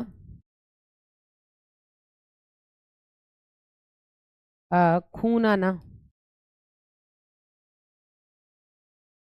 ठीक है। अगर त्वचा से संबंधित है तो, त्वचा से संबंधित है तो त्वचा का अचानक अत्यधिक रंग बदल जाना। अच्छा ओवरऑल नहीं, जैसे सपोज किसी एक पर्टिकुलर पार्ट में है, तो हाथ में है सपोज, तो अच्छे खासे आपके हाथ है, लेकिन अचानक से हाथ का कोई पर्टिकुलर एरिया है वहां पे धीरे धीरे धीरे उसका जो रंग है वो बाकी के बॉडी कलर से अलग होता जाएगा, ठीक है। लगातार बहुत ज्यादा खुजली वगैरह रहना, है ना, अत्यधिक रंग बदल जाना, ये हो सकता है, ठीक है। और भी कई सारे लक्षण हो सकते हैं। और क्या हो सकता है बेटा? मूत्र मार्ग से संबंधित है, मूत्र मार्ग से, या प्रोस्टेट, मूत्र मार्ग और प्रोस्टेट से संबंधित है, अगर प्रोस्टेट से संबंधित है तो क्या हो सकता है? मूत्रलता के दौरान दर्द होना, मूत्र का अनियमित आना, मतलब रुक रुक कर आना, रुक रुक कर आना, कई सारे लक्षण। देखो कैंसर तो कई सारे हैं ना। अच्छा, कई बार यहाँ पे स्टार बना के लिख लो, अधिकांशतः प्रारंभिक अवस्था में अगर हम बात करें, प्रारंभिक अवस्था में इसको हम लेटेंट स्टेज बोलते हैं ना, कोई लक्षण नहीं दिखता, कोई लक्षण नहीं दिखते, और इस अवस्था को, जो शुरुआती अवस्था है, इसको बेटा हम लेटेंट स्टेज कहते हैं। क्या कहते हैं? Latent stage. ठीक है, या हल्का बुखार रहना बिना किसी कारण के, ठीक है, सर दर्द रहना लगातार, ठीक है, कुछ भी हो सकते हैं लक्षण, कुछ भी हो सकते हैं लक्षण, कुछ भी। बस ओवरऑल एक चीज है कि किसी भी लक्षण को जो ज्यादा दिन तक चल रहे हैं उसको आप अनदेखा ना करें, अनदेखा ना करें बस, ठीक है ना।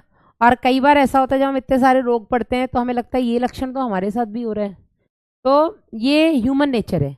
जब हम कई बार, हाँ, स्टूल के साथ ब्लड हेमरॉइड्स में भी होता है, लेकिन बेटा अगर हेमरॉइड्स है तो आपको पता होगा ना कि आपको हेमरॉइड्स है, हाँ या नहीं? अगर आपको हेमरॉइड्स, हेमरॉइड्स मतलब पाइल्स, बवासीर, ठीक है, अगर आपको पाइल्स है तो आपको पता होगा ना कि हेमरॉइड्स है। हाँ, बवासीर यही होता है बेटा, बवासीर अलग होता है, ठीक है। अच्छा, हाँ, और बता दूं, बहुत लंबे समय तक अगर किसी को हेमरॉइड्स हैं, ब्लड आता है अगर उसमें, तो वो भी बेटा एनल कैंसर या सॉरी एनल, हाँ सही है, एनल या रेक्टल कैंसर में बदल सकता है। ये कोई अलग से थोड़ा आएगा। अगर बहुत लंबे, कैंसर क्या है? किसी भी एक जगह पर अगर बार बार इरिटेशन होगा, वहां पर अगर बार बार कोशिका विभाजन होने के बाद हीलिंग होगी, तो वहीं पर बेटा वहीं की कोशिकाएं एक समय के बाद अनियंत्रित तरीके से विभाजन करना शुरू कर देंगी। दैट इज इट, हाँ या नहीं? तो हेमरॉइड्स में क्या होता है? हेमरॉइड्स में भी तो जो एनल एरिया, जो रेक्टल एरिया की वेन्स हैं, उन्हीं से तो खून आएगा ना। तो अगर बार बार वहां वाला एरिया इरिटेट हो रहा और हो गई, ऐसा कोई दिन नहीं है जिस दिन आप फ्रेश नहीं होंगे, ठीक है, किसी दिन में शायद 4 बार भी हो जाए, किसी दिन 1 बार ना हो, लेकिन होंगे तो ना। ये तो नॉर्मल सा कंडीशन, नॉर्मल सी अवस्था है। साइड हो जाती हूँ, लिख लो जैसे लिखना है। तो बहुत लंबे समय तक बेटा हेमरॉइड्स भी अगर रहते हैं तो वो रेक्टल कैंसर का कारण बन सकते हैं। जॉन्डिस में चांस है क्या? पागल है क्या? जॉन्डिस अलग चीज है।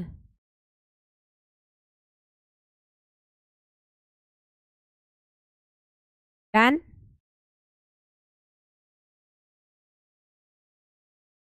ये लिख लीजिएगा जल्दी से।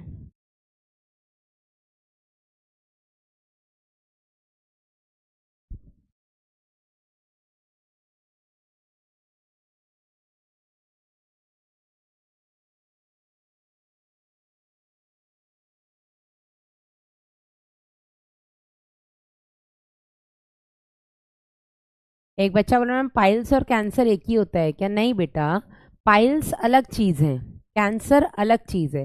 हाँ, पाइल्स बहुत लंबे समय तक अगर रहेगा तो वो कैंसर में बदल सकता है, रेक्टल कैंसर में वो बदल सकता है, ठीक है, लेकिन पाइल्स ही कैंसर है, ये अलग है बेटा।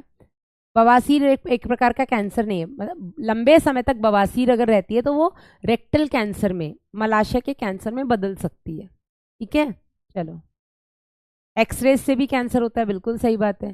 तो जो रेडियोलॉजिस्ट होते हैं, रेडियोलॉजिस्ट मतलब जिनका काम होता है एक्सरे, एमआरआई और ये सब करना बेटा, ये खुद कितनी लेयर प्रोटेक्टेड रहते हैं, इनको प्रॉपर शील्ड पहननी होती है।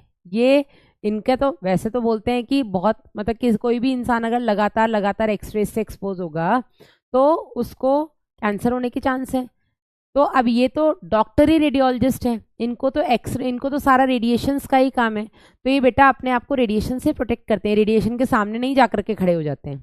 पहले तो ये हमेशा एक कोने से रेडिएशंस इनको पास करनी होती हैं, और अगर ये करते हैं तब भी बेटा ये शील्ड पहनते हैं प्रॉपर, ताकि रेडिएशन इन्हें अफेक्ट ना कर सके, ठीक है ना। तो इट्स, मैम लेटेंट स्टेज क्या होता है? बेटा लेटेंट स्टेज वो स्टेज होती है जब किसी भी प्रकार का लक्षण नहीं दिखता है, ठीक है, समझे? चलो आगे बढ़ते हैं बेटा, एनसीईआरटी पढ़ लेते हैं कैंसर की और एड्स की, या जो भी छूटा है उसकी एनसीईआरटी आज पढ़ लेते हैं, बाद में हम ड्रग्स वाला पार्ट हम कल करेंगे।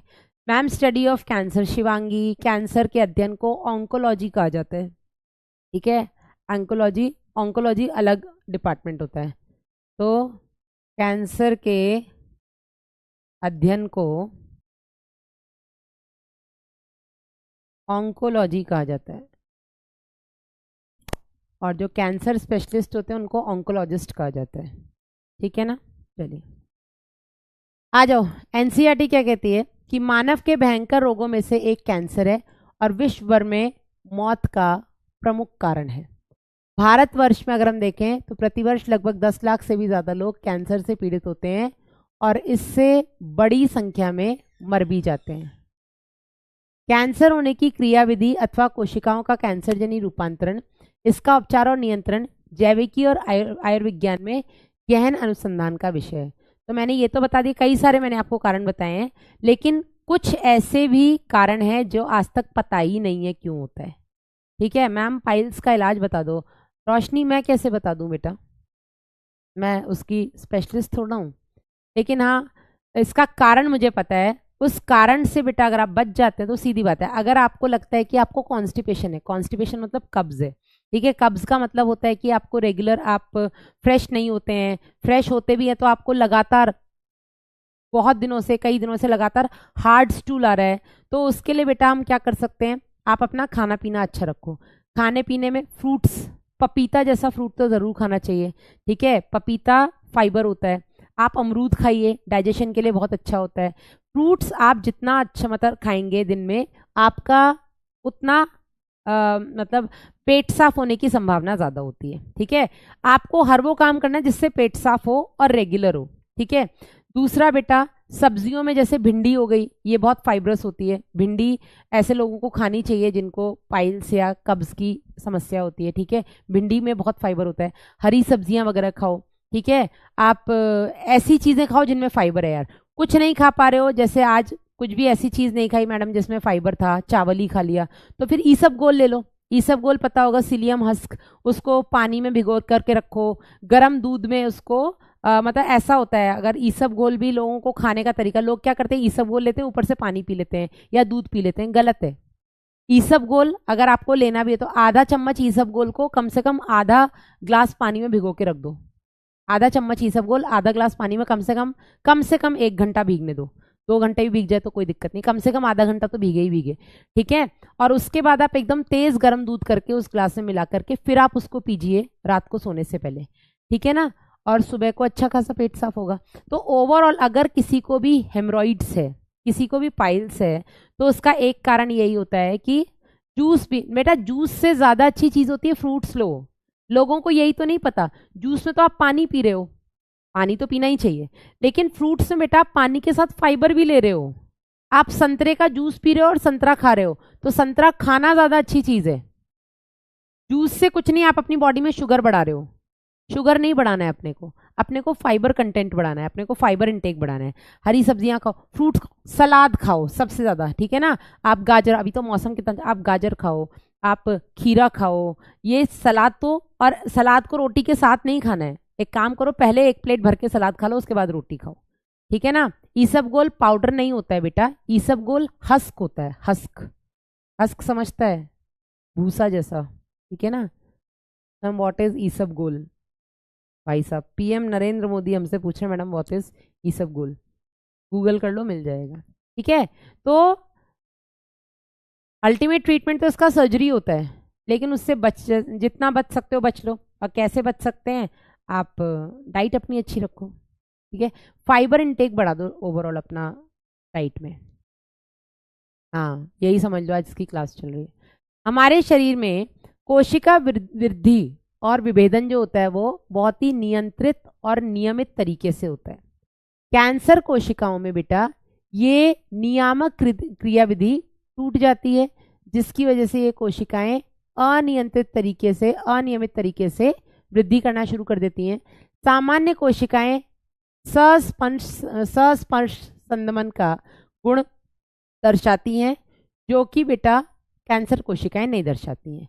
ठीक है, कैंसर कोशिकाओं में सस्पर्श संदमन का ये गुण खत्म हो चुका होता है, जिसकी वजह से बेटा कैंसर कोशिकाएं विभाजित होना जारी रखती हैं और अपना एक भंडार बना लेती हैं, एक गांठ बना लेती हैं, जिसको हम अर्बुद या ट्यूमर कहते हैं।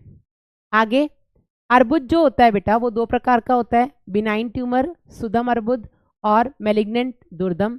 जो सुदम अर्बुद होता है बेटा ये अपने मूल स्थान तक ही सीमित रहता है और शरीर के दूसरे भागों में नहीं फैलता।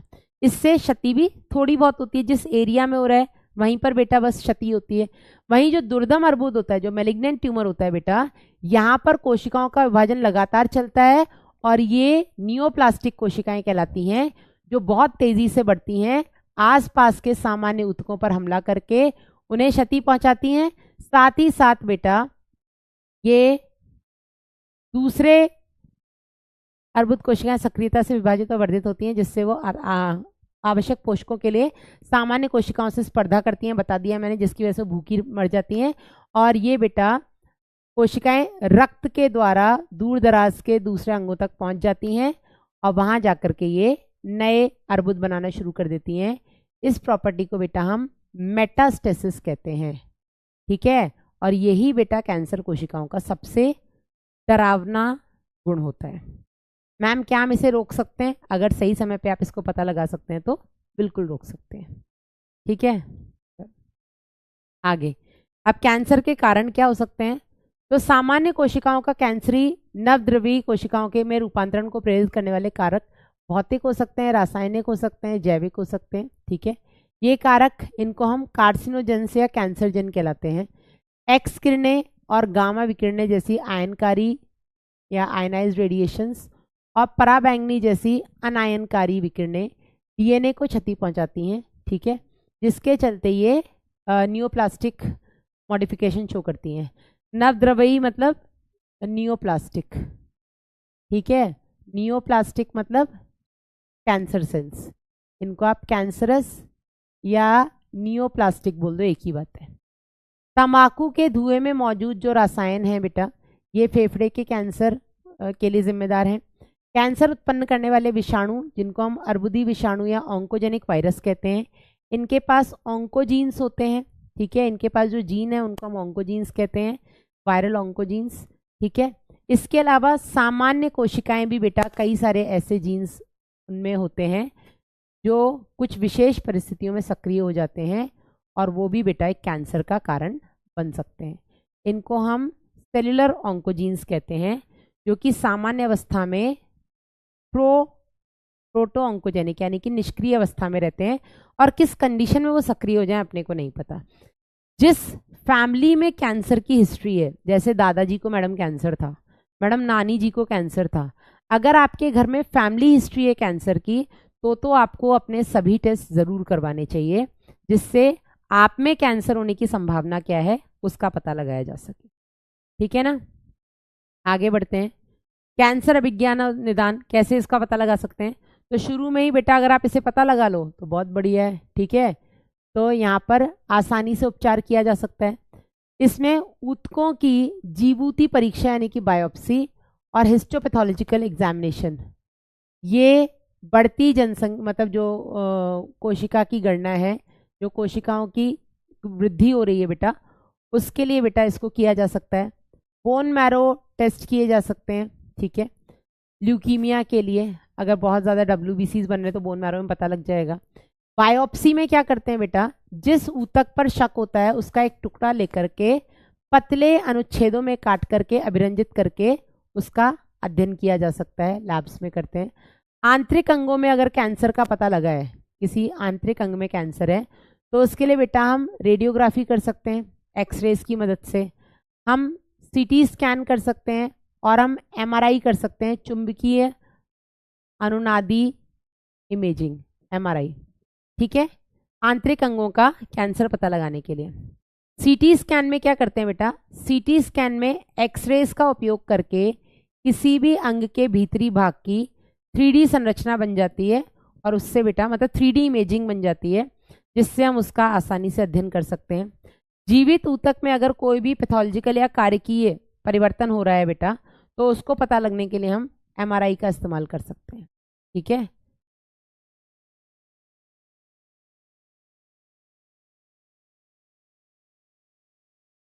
कुछ कैंसरों का पता लगाने के लिए कैंसर विशिष्ट प्रतिजनों के विरुद्ध प्रतिरक्षियों का भी उपयोग किया जाता है। कुछ कैंसरों के प्रति वंशागत सुग्रहिता वाले व्यक्तियों में जीनों का पता लगाने के लिए आणविक मॉलिक्यूलर डायग्नोसिस पीसीआर वगैरह का इस्तेमाल किया जा सकता है। मतलब वही ना, अगर आपकी फैमिली में किसी को कैंसर रहा है तो आपको होने की संभावना है, तो उस कंडीशन में बेटा आप पता लगवा सकते हो पीसीआर वगैरह से। ठीक है, ऐसे जीनों की पहचान जो किसी व्यक्ति को विशेष कैंसर के प्रति प्रवृत्त करते हैं, कैंसर की रोकथाम के लिए बहुत उपयोगी हो सकते हैं। ऐसे व्यक्तियों में कुछ विशेष कैंसर जनों के जिनके प्रति वो सुग्राही हैं, जैसे फेफड़ों कैंसर में सीधी बात है बेटा, देखो ऐसा नहीं है कि जो सिगरेट पी रहा है उसी को कैंसर होगा। अगर आपके सामने बैठ के कोई सिगरेट पी रहा है और आप उसके धुएं का लुत्फ उठा रहे हो, जाने अनजाने में अगर वो धुआं आपके अंदर जा रहा है, तो हो सकता है पैसिव स्मोकिंग ज्यादा खतरनाक है। एक्टिव स्मोकिंग तो खतरनाक है ही, एक्टिव स्मोकिंग मतलब जो स्मोक कर रहा है, लेकिन उसका धुआं अगर आपके अंदर जा रहा है तो वो पैसिव स्मोकिंग होगी। ठीक है ना, तो वो बेटा हाँ, लिवर में भी कैंसर हो सकता है बेटा, बिल्कुल हो सकता है, वो ज्यादा खतरनाक है। इसीलिए तो बोलते हैं ना, बच्चों से दूर रहें। अगर आप स्मोक वगैरह करते हैं, स्मोकिंग के बाद भी आप बच्चों से दूर रहें। ठीक है ना, क्योंकि वो जो धुआं निकल रहा है वो बच्चों के फेफड़ों के लिए बहुत ज्यादा खतरनाक है। ठीक है ना, उनके तो छोटे छोटे से फेफड़े हैं। कैंसर का उपचार कैसे किया जाता है, तो बेटा आमतौर पे इसके लिए सर्जरी है, शल्य क्रिया है, रेडिएशन थेरेपी है और इम्यूनोथेरेपी है। ठीक है, विकिरण चिकित्सा मतलब रेडियोथेरेपी में हम क्या करते हैं, जो भी अर्बुद कोशिकाएं हैं उनको बेटा हम रेडिएशन से नष्ट कर देते हैं। ठीक है, और उसके आसपास के मतलब कोशिकाओं को नहीं मारने देते। कैंसर कोशिकाओं को मारने के लिए कई सारे कीमोथेरेपी यानी कि मेडिसिन भी हैं। इनमें से कुछ औषधियां ऐसी हैं बेटा जो विशेष मतलब कुछ औषधि मतलब जो भी केमिकल्स हैं वो हर एक कैंसर के लिए अलग अलग हैं। ये नहीं कि कोई भी कैंसर है विनब्लास्टिन दे दो, विनक्रिस्टिन दे दो, नहीं। अधिकांश जो इसकी कैंसर की जो दवाइयाँ होती हैं बेटा उनके साइड इफेक्ट्स होते हैं क्या, एक तो हो गया बेटा बालों का झड़ना, गंजापन, दूसरा अरक्तता। अधिकांश कैंसर का उपचार बेटा शल्यक्रिया, विकिरण और रसो चिकित्सा के संयोजन से किया जाता है, तीनों उसमें इन्वॉल्व किए जाते हैं। अर्बुद कोशिकाएं प्रतिरक्षा तंत्र द्वारा पताई लगाई जा सके और उनको नष्ट किया जा सके, इसलिए बेटा हम ऐसे पदार्थ दे सकते हैं जो कि जैविक अनुक्रिया का रूपांतरण करवा सकते हैं, जैसे कि गामा इंटरफेरॉन्स, ठीक है, अल्फा इंटरफेरॉन्स, जो उनके प्रतिरक्षा तंत्र को सक्रिय करता है और अर्बुद कोशिकाओं को नष्ट करने में सहायता करता है। ठीक है, ये हो गया आपका कैंसर। अब मैं एड्स और बाकी का जो आपका रह रहा है वो पढ़ा देती हूँ। ड्रग्स अपन कल पढ़ लेंगे, ठीक है, इसमें रीड करना है, थोड़ा बहुत जो है वो बताती जाऊंगी। कल अपन एनसीईआरटी रीडिंग क्लास ही रखेंगे क्योंकि ड्रग्स में ऐसा कुछ और नहीं है। ठीक है, एड्स पढ़ लेते हैं, कल का जो अपना रह गया था। इंपोर्ट करेंगे हम पहले एड्स, ठीक है, जो जो अपना रह गया वो पढ़ लेते हैं, ड्रग्स हम कल पढ़ लेंगे।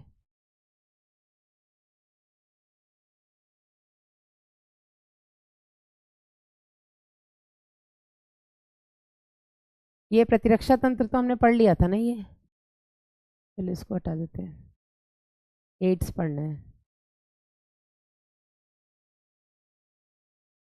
कैंसर हमने पढ़ ही लिया।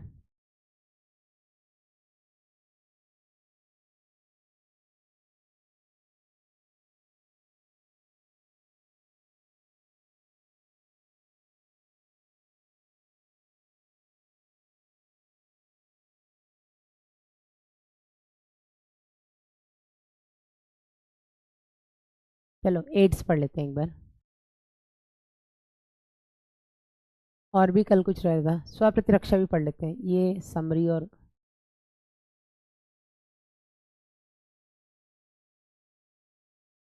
एक मिनट है ना।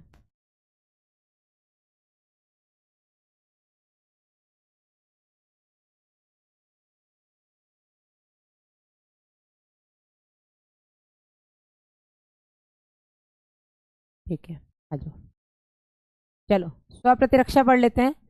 ऑटो इम्यूनिटी क्या होती है बेटा, उच्चतर जो हम लोग हैं, मतलब जो हायर वर्टिब्रेट्स हैं, हायर वर्टिब्रेट्स में कौन आ जाते हैं आपके, मछली, उभयचर, ये सब आपके वर्टिब्रेट्स हैं, लोअर वर्टिब्रेट्स हैं, हायर वर्टिब्रेट्स में हम आ जाते हैं। ठीक है, तो इनमें बेटा विकसित स्मृति आधारित एक्वायर्ड इम्यूनिटी है बेटा, जो अपनी और पराई कोशिकाओं में फर्क करना जानती है। ठीक है, इसे पता है कि अपनी कोशिका कौन है पड़ोसी कोशिका कौन है। भेद कर सकने की क्षमता का आधार क्या है, ये हमें आज तक नहीं पता लगा। कैसे पता लगता है हमारे इम्यून सिस्टम को ये अपनाया या पराया, हमें नहीं पता, लेकिन है इसके पास ये क्षमता। ठीक है, फिर भी इस बारे में दो उप सिद्धांतों को समझना होगा। पहला कि जो उच्चतर कशेरुकी होते हैं बेटा, ये विजातीय अणु और विजातीय जीवों को पहचान सकते हैं। प्रयोगात्मक प्रतिरक्षा विज्ञान इस संबंध में जानकारी देता है, ऐसा हमें बहुत सारे प्रयोग से पता लगता है। दूसरा, कभी कभी अनुवांशिक और अज्ञात कारणों से भी शरीर अपनी ही कोशिकाओं पर हमला कर देता है। कभी कभी मतलब हमें नहीं पता एग्जैक्टली क्या रीजन है, लेकिन ये अपनी कोशिकाओं पे ही हमला कर देता है, जिसके चलते शरीर को हानि होती है, और इन रोगों को हम स्वप्रतिरक्षा रोग कहते हैं। हमारे समाज में बहुत से लोग संधि शोध र्यूमेटॉइड अर्थराइटिस से प्रभावित हैं, जो एक स्वप्रतिरक्षा रोग है, और मैंने बाकी भी आपको स्वप्रतिरक्षा रोग बताए हैं। इसके बाद आता है अपना एड्स। एड्स उपार्जित प्रतिरक्षा न्यूनता संलक्षण, एक्वायर्ड इम्यूनोडेफिशिएंसी सिंड्रोम, एड्स का ये फुल फॉर्म हो गया। इसका अर्थ है कि प्रतिरक्षा तंत्र की कमजोरी, प्रतिरक्षा तंत्र जो होता है वो आपका कमजोर हो जाता है, जो व्यक्ति के जीवन काल में उपार्जित होती है, और इस बात का संकेत यह है कि यह न्यूनता कोई जन्मजात रोग नहीं है। तो पहली बात तो ये जन्मजात रोग नहीं है, ठीक है, और ये उपार्जित होता है, मतलब आप अपने पूरे जीवन काल में इस रोग को उपार्जित करते हैं भैया, एक्वायर करते हैं, जन्मजात नहीं है। ठीक है, एड्स का सबसे पहला केस बेटा 1981 में पता चला था, जो लगभग पिछले 25 वर्षों में सारे विश्व में फैल गया है, और करोड़ों लोग बेटा इससे अब तक मृत्यु को पा चुके हैं। आगे, एड्स एक विषाणु रोग है, ठीक है, और इस विषाणु का नाम है HIV, human immuno deficiency virus, मानव प्रतिरक्षा न्यूनता विषाणु। और HIV विषाणुओं के उस समूह में आता है जो रेट्रोवायरस है, पश्च विषाणु, जिसमें RNA जीनोम होता है, इसका RNA आनुवांशिक पदार्थ होता है। आमतौर पर HIV का संक्रमण निम्न कारणों से होता है: संक्रमित व्यक्ति से यौन संपर्क होने से, संदूषित जो भी कंटामिनेटेड ब्लड से रिलेटेड उत्पाद हैं उनके आदान प्रदान से, संक्रमित सुई या ऐसा कोई और इंस्ट्रूमेंट साझा करने से, ठीक है, जो लोग इंट्रावीनस ड्रग का मतलब नशा करते हैं और एक इंसान से दूसरा इंसान उन सुइयों का इस्तेमाल करता है उनमें, या बेटा संक्रमित मां से उसके बच्चे में हो सकता है। इसलिए जिन लोगों में संक्रमण होने का बहुत ज़्यादा खतरा है वो कौन है बेटा? ऐसे व्यक्ति जो अनेक व्यक्तियों के साथ लैंगिक संबंध रखते हैं, जो नशा करते हैं, IV ड्रग्स लेते हैं, और ऐसे व्यक्ति जिन्हें बार बार ब्लड ट्रांसफ्यूजन होता है, जो बार बार किसी ना किसी से रक्त लेते रहते हैं बेटा, जिनको ब्लड कैंसर वगैरह है, ठीक है, वो किसी ना किसी से रक्त ले रहे हैं, तो कई बार नहीं पता लगता, अपन सोचते नहीं अपना तो दोस्त ही है, अरे इसको ये तो बढ़िया है, अपने को नहीं पता ना अपना दोस्त पीछे क्या कर रहा है ना। इसीलिए आजकल कितना भी सगा क्यों ना हो, ब्लड ट्रांसफ्यूजन से पहले ब्लड टेस्ट जरूर करवाया जाता है, ठीक है। दूसरा बेटा माँ से बच्चे में हो सकता है, संक्रमित माँ से बच्चे में। क्या आपको मालूम है लोगों को बार बार रक्तदान की आवश्यकता कब होती है? ब्लड कैंसर में होती है। यहाँ पर ध्यान देने की एक बात और है कि जो HIV होता है बेटा और एड्स केवल छूने से नहीं होता बेटा, ठीक है, यह केवल शरीर में स्रावित द्रव्यों से फैलता है, जो भी शरीर के तरल हैं बेटा उनके संपर्क में आने से फैलता है। इसलिए यह भी महत्वपूर्ण है कि शारीरिक और मनोवैज्ञानिक स्वास्थ्यता के लिए आवश्यक है कि HIV या एड्स प्रभावित व्यक्ति को परिवार से या समाज से अलग ना किया जाए। अब ये भी तो नहीं पता ना उसको किस प्रकार से एड्स हुआ है, हम सीधा उसके कैरेक्टर पे उंगली उठाएंगे, वो भी गलत हो जाएगा। पता लगाइए और ऐसी परिस्थितियों की सूची बनाइए। संक्रमण होने और एड्स के संलक्षण प्रकट होने के बीच में जो अंतराल होता है बेटा, उसको हम इंक्यूबेशन पीरियड कहते हैं, और ये कुछ महीनों से लेकर के कई सालों तक हो सकता है, ठीक है। तो मैंने आपको कल बताया था HIV पॉजिटिव होना और एड्स होना दो अलग अलग चीज़ें। HIV पॉजिटिव मतलब कि उसको संक्रमण हुआ है, संक्रमण हुआ है मतलब HIV जो है वो उसके शरीर में प्रवेश कर चुका है, लेकिन अभी तक लक्षण नहीं आए हैं, ठीक है, अभी तक उसको किसी भी प्रकार के लक्षण नहीं दिख रहे हैं। और एड्स होना मतलब जिसमें लक्षण दिख रहे हैं रोगों के, है ना, उसको हम बोलेंगे एड्स होना। अब इन दोनों में क्या अंतर, मतलब HIV होने से लेकर के एड्स होने के बीच का जो पीरियड होता है बेटा, इसको हम विंडो पीरियड बोल सकते हैं, इसको हम इंक्यूबेशन पीरियड बोल सकते हैं, और ये बेटा कुछ महीनों से लेकर के कई सालों का हो सकता है। ठीक है, हो सकता है कि HIV आपके शरीर में प्रवेश कर गया हो लेकिन 10 साल तक आपको कोई लक्षण ही ना दिखे। ठीक है ना, तो ये जो इंक्यूबेशन पीरियड है ये 3 महीने से 10 साल तक का हो सकता है। ठीक है, चलो आगे बढ़ते हैं बेटा। व्यक्ति के शरीर में आ जाने के बाद विषाणु क्या करता है, मैक्रोफेजेस में प्रवेश करता है। वहां पर उसका RNA genome reverse transcriptase enzyme की मदद से DNA बनाता है। ठीक है, और फिर बेटा ये DNA जाकर के मैक्रोफेज के DNA में प्रवेश कर जाता है ना, विषाणुवीय DNA परपोषी की कोशिका के DNA में समाविष्ट होकर के उसको संक्रमित कर देता है। और उसके बाद बेटा ये उस कोशिकाओं को विषाणु कण पैदा करने के निर्देश देता है। मतलब मैक्रोफेजेस खूब सारे विषाणु बनाने लग जाता है, जिसके चलते बृहद भक्षकाणु विषाणु उत्पन्न करना जारी रखते हैं और इस तरीके से एक HIV फैक्ट्री की तरह काम करते हैं। तो जो महाभक्षाणु कोशिकाएं हैं इनको हम HIV फैक्ट्री बोल सकते हैं। क्यों? क्योंकि ये क्या कर रही हैं, ये बहुत सारे HIV बना रही हैं। ये इंपॉर्टेंट है, मैंने कैसे नहीं लिखा है मुझे नहीं पता। ठीक है, तो महाभक्षाणु कोशिकाएं क्या हैं ये आप लिख लीजिएगा प्लीज NCERT के टॉप पे। महाभक्षाणु कोशिकाओं को हम बेटा HIV फैक्ट्री के नाम से भी जानते हैं। क्यों? क्योंकि इनके अंदर ही आपका HIV वायरस अपनी बहुत सारी कॉपीज बनाता है इनकी मदद से।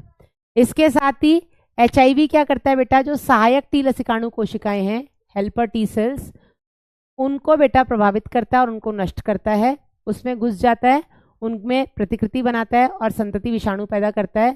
ठीक है, रुधिर में छोड़े गए संतति विषाणु दूसरे सहायक टी लसिकाणुओं पर हमला कर देते हैं। यह क्रम बार बार दोहराया जाता है जिसकी वजह से संक्रमित व्यक्ति के शरीर में सहायक टी कोशिकाओं की संख्या जो होती है वो घटने लग जाती है। और जब बेटा सहायक टी कोशिकाओं की संख्या घटती है तभी एड्स के लक्षण दिखने शुरू होते हैं। ठीक है, और इस अवधि में लक्षण क्या दिखेंगे, बार बार बुखार आना, दस्त लगना, अचानक से वजन का कम होना। सहायक टी लसिकाणुओं की संख्या में गिरावट के कारण ही उसमें अन्य रूप मतलब जो विषाणु जीवाणु कवक वाले और रोग भी लग जाते हैं, मतलब उन सब का भी संक्रमण हो जाता है। शरीर आपका प्रतिरक्षा तंत्र इतना कमजोर हो जाता है कि वो इनसे लड़ नहीं पाता। ठीक है, प्रतिरक्षा न्यूनता इतनी हो जाती है कि वो इनसे संक्रमण से अपना बचाव नहीं कर पाती, रक्षा करने में अपने आप असमर्थ हो जाती है। ठीक है, एड्स के लिए व्यापक रूप से काम में लाया जाने वाला जो नैदानिक परीक्षण है वो आपका एलाइजा है। ठीक है, ELISA enzyme linked immunosorbent test प्रतिपश्च विषाणी मतलब और एंटी रेट्रोवायरल औषधियाँ होती हैं, जैसे मैंने आपको बताया था ज़ाइडोडीन। इससे बेटा उसकी मृत्यु को हम थोड़ा रोक सकते हैं, मतलब मृत्यु को आगे बढ़ा सकते हैं लेकिन रोक नहीं सकते। अब एड्स की रोकथाम के लिए बेटा मैंने बोला था prevention is better than cure. इसका उपचार नहीं है तो इससे बचाव ही किया जा सकता है।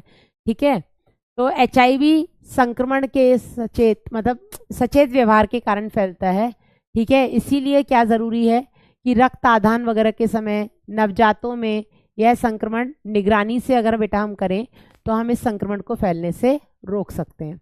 एकमात्र बहाना अनभिज्ञता हो सकता है, लेकिन कहावत बिल्कुल सही है कि अज्ञानता के कारण मत मरो, है ना। ये नहीं मतलब ऐसा एड्स ऐसा रोग नहीं है ना कि चलते चलते हो गया, बेवकूफ़ी की वजह से होगा। अगर आपको किसी के सुई से भी हुआ है तो ये आपकी बेवकूफ़ी है ना, कि जब आप कहीं इंजेक्शन लगवा रहे थे तो आपने डॉक्टर को क्यों नहीं बोला कि नया सिरिंज यूज़ करो, 10 रुपए का नया आता है, मेरे को वो लगाओ। आप डॉक्टर से लड़ जाओ, आप वो हॉस्पिटल छोड़ दो, नहीं लगवाना वहाँ। ठीक है, बेवकूफ़ी मत करो।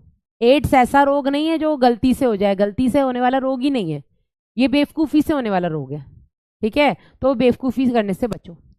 हमारे देश में राष्ट्रीय एड्स नियंत्रण नेशनल एड्स कंट्रोल ऑर्गेनाइजेशन नाको है बेटा, और अन्य भी ऐसे कई सारे NGOs हैं जो लोगों को एड्स के बारे में शिक्षित करने के लिए बहुत काम कर रहे हैं, उनसे बचने के लिए फ्री में कंडोम बांट रहे हैं।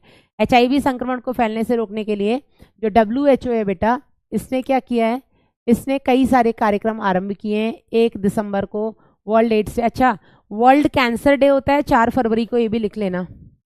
वर्ल्ड एड्स डे तो हमने लिख लिया था 1 दिसंबर, यहीं लिख लो बेटा। वर्ल्ड कैंसर डे होता है आपका 4 फरवरी को। ये भी लोगों को जागरूक करने के लिए कि कैसे कैसे कैंसर हो सकता है, कैसे इनसे बचा जा सकता है। ठीक है, वो सब होता है, लिख लो बस।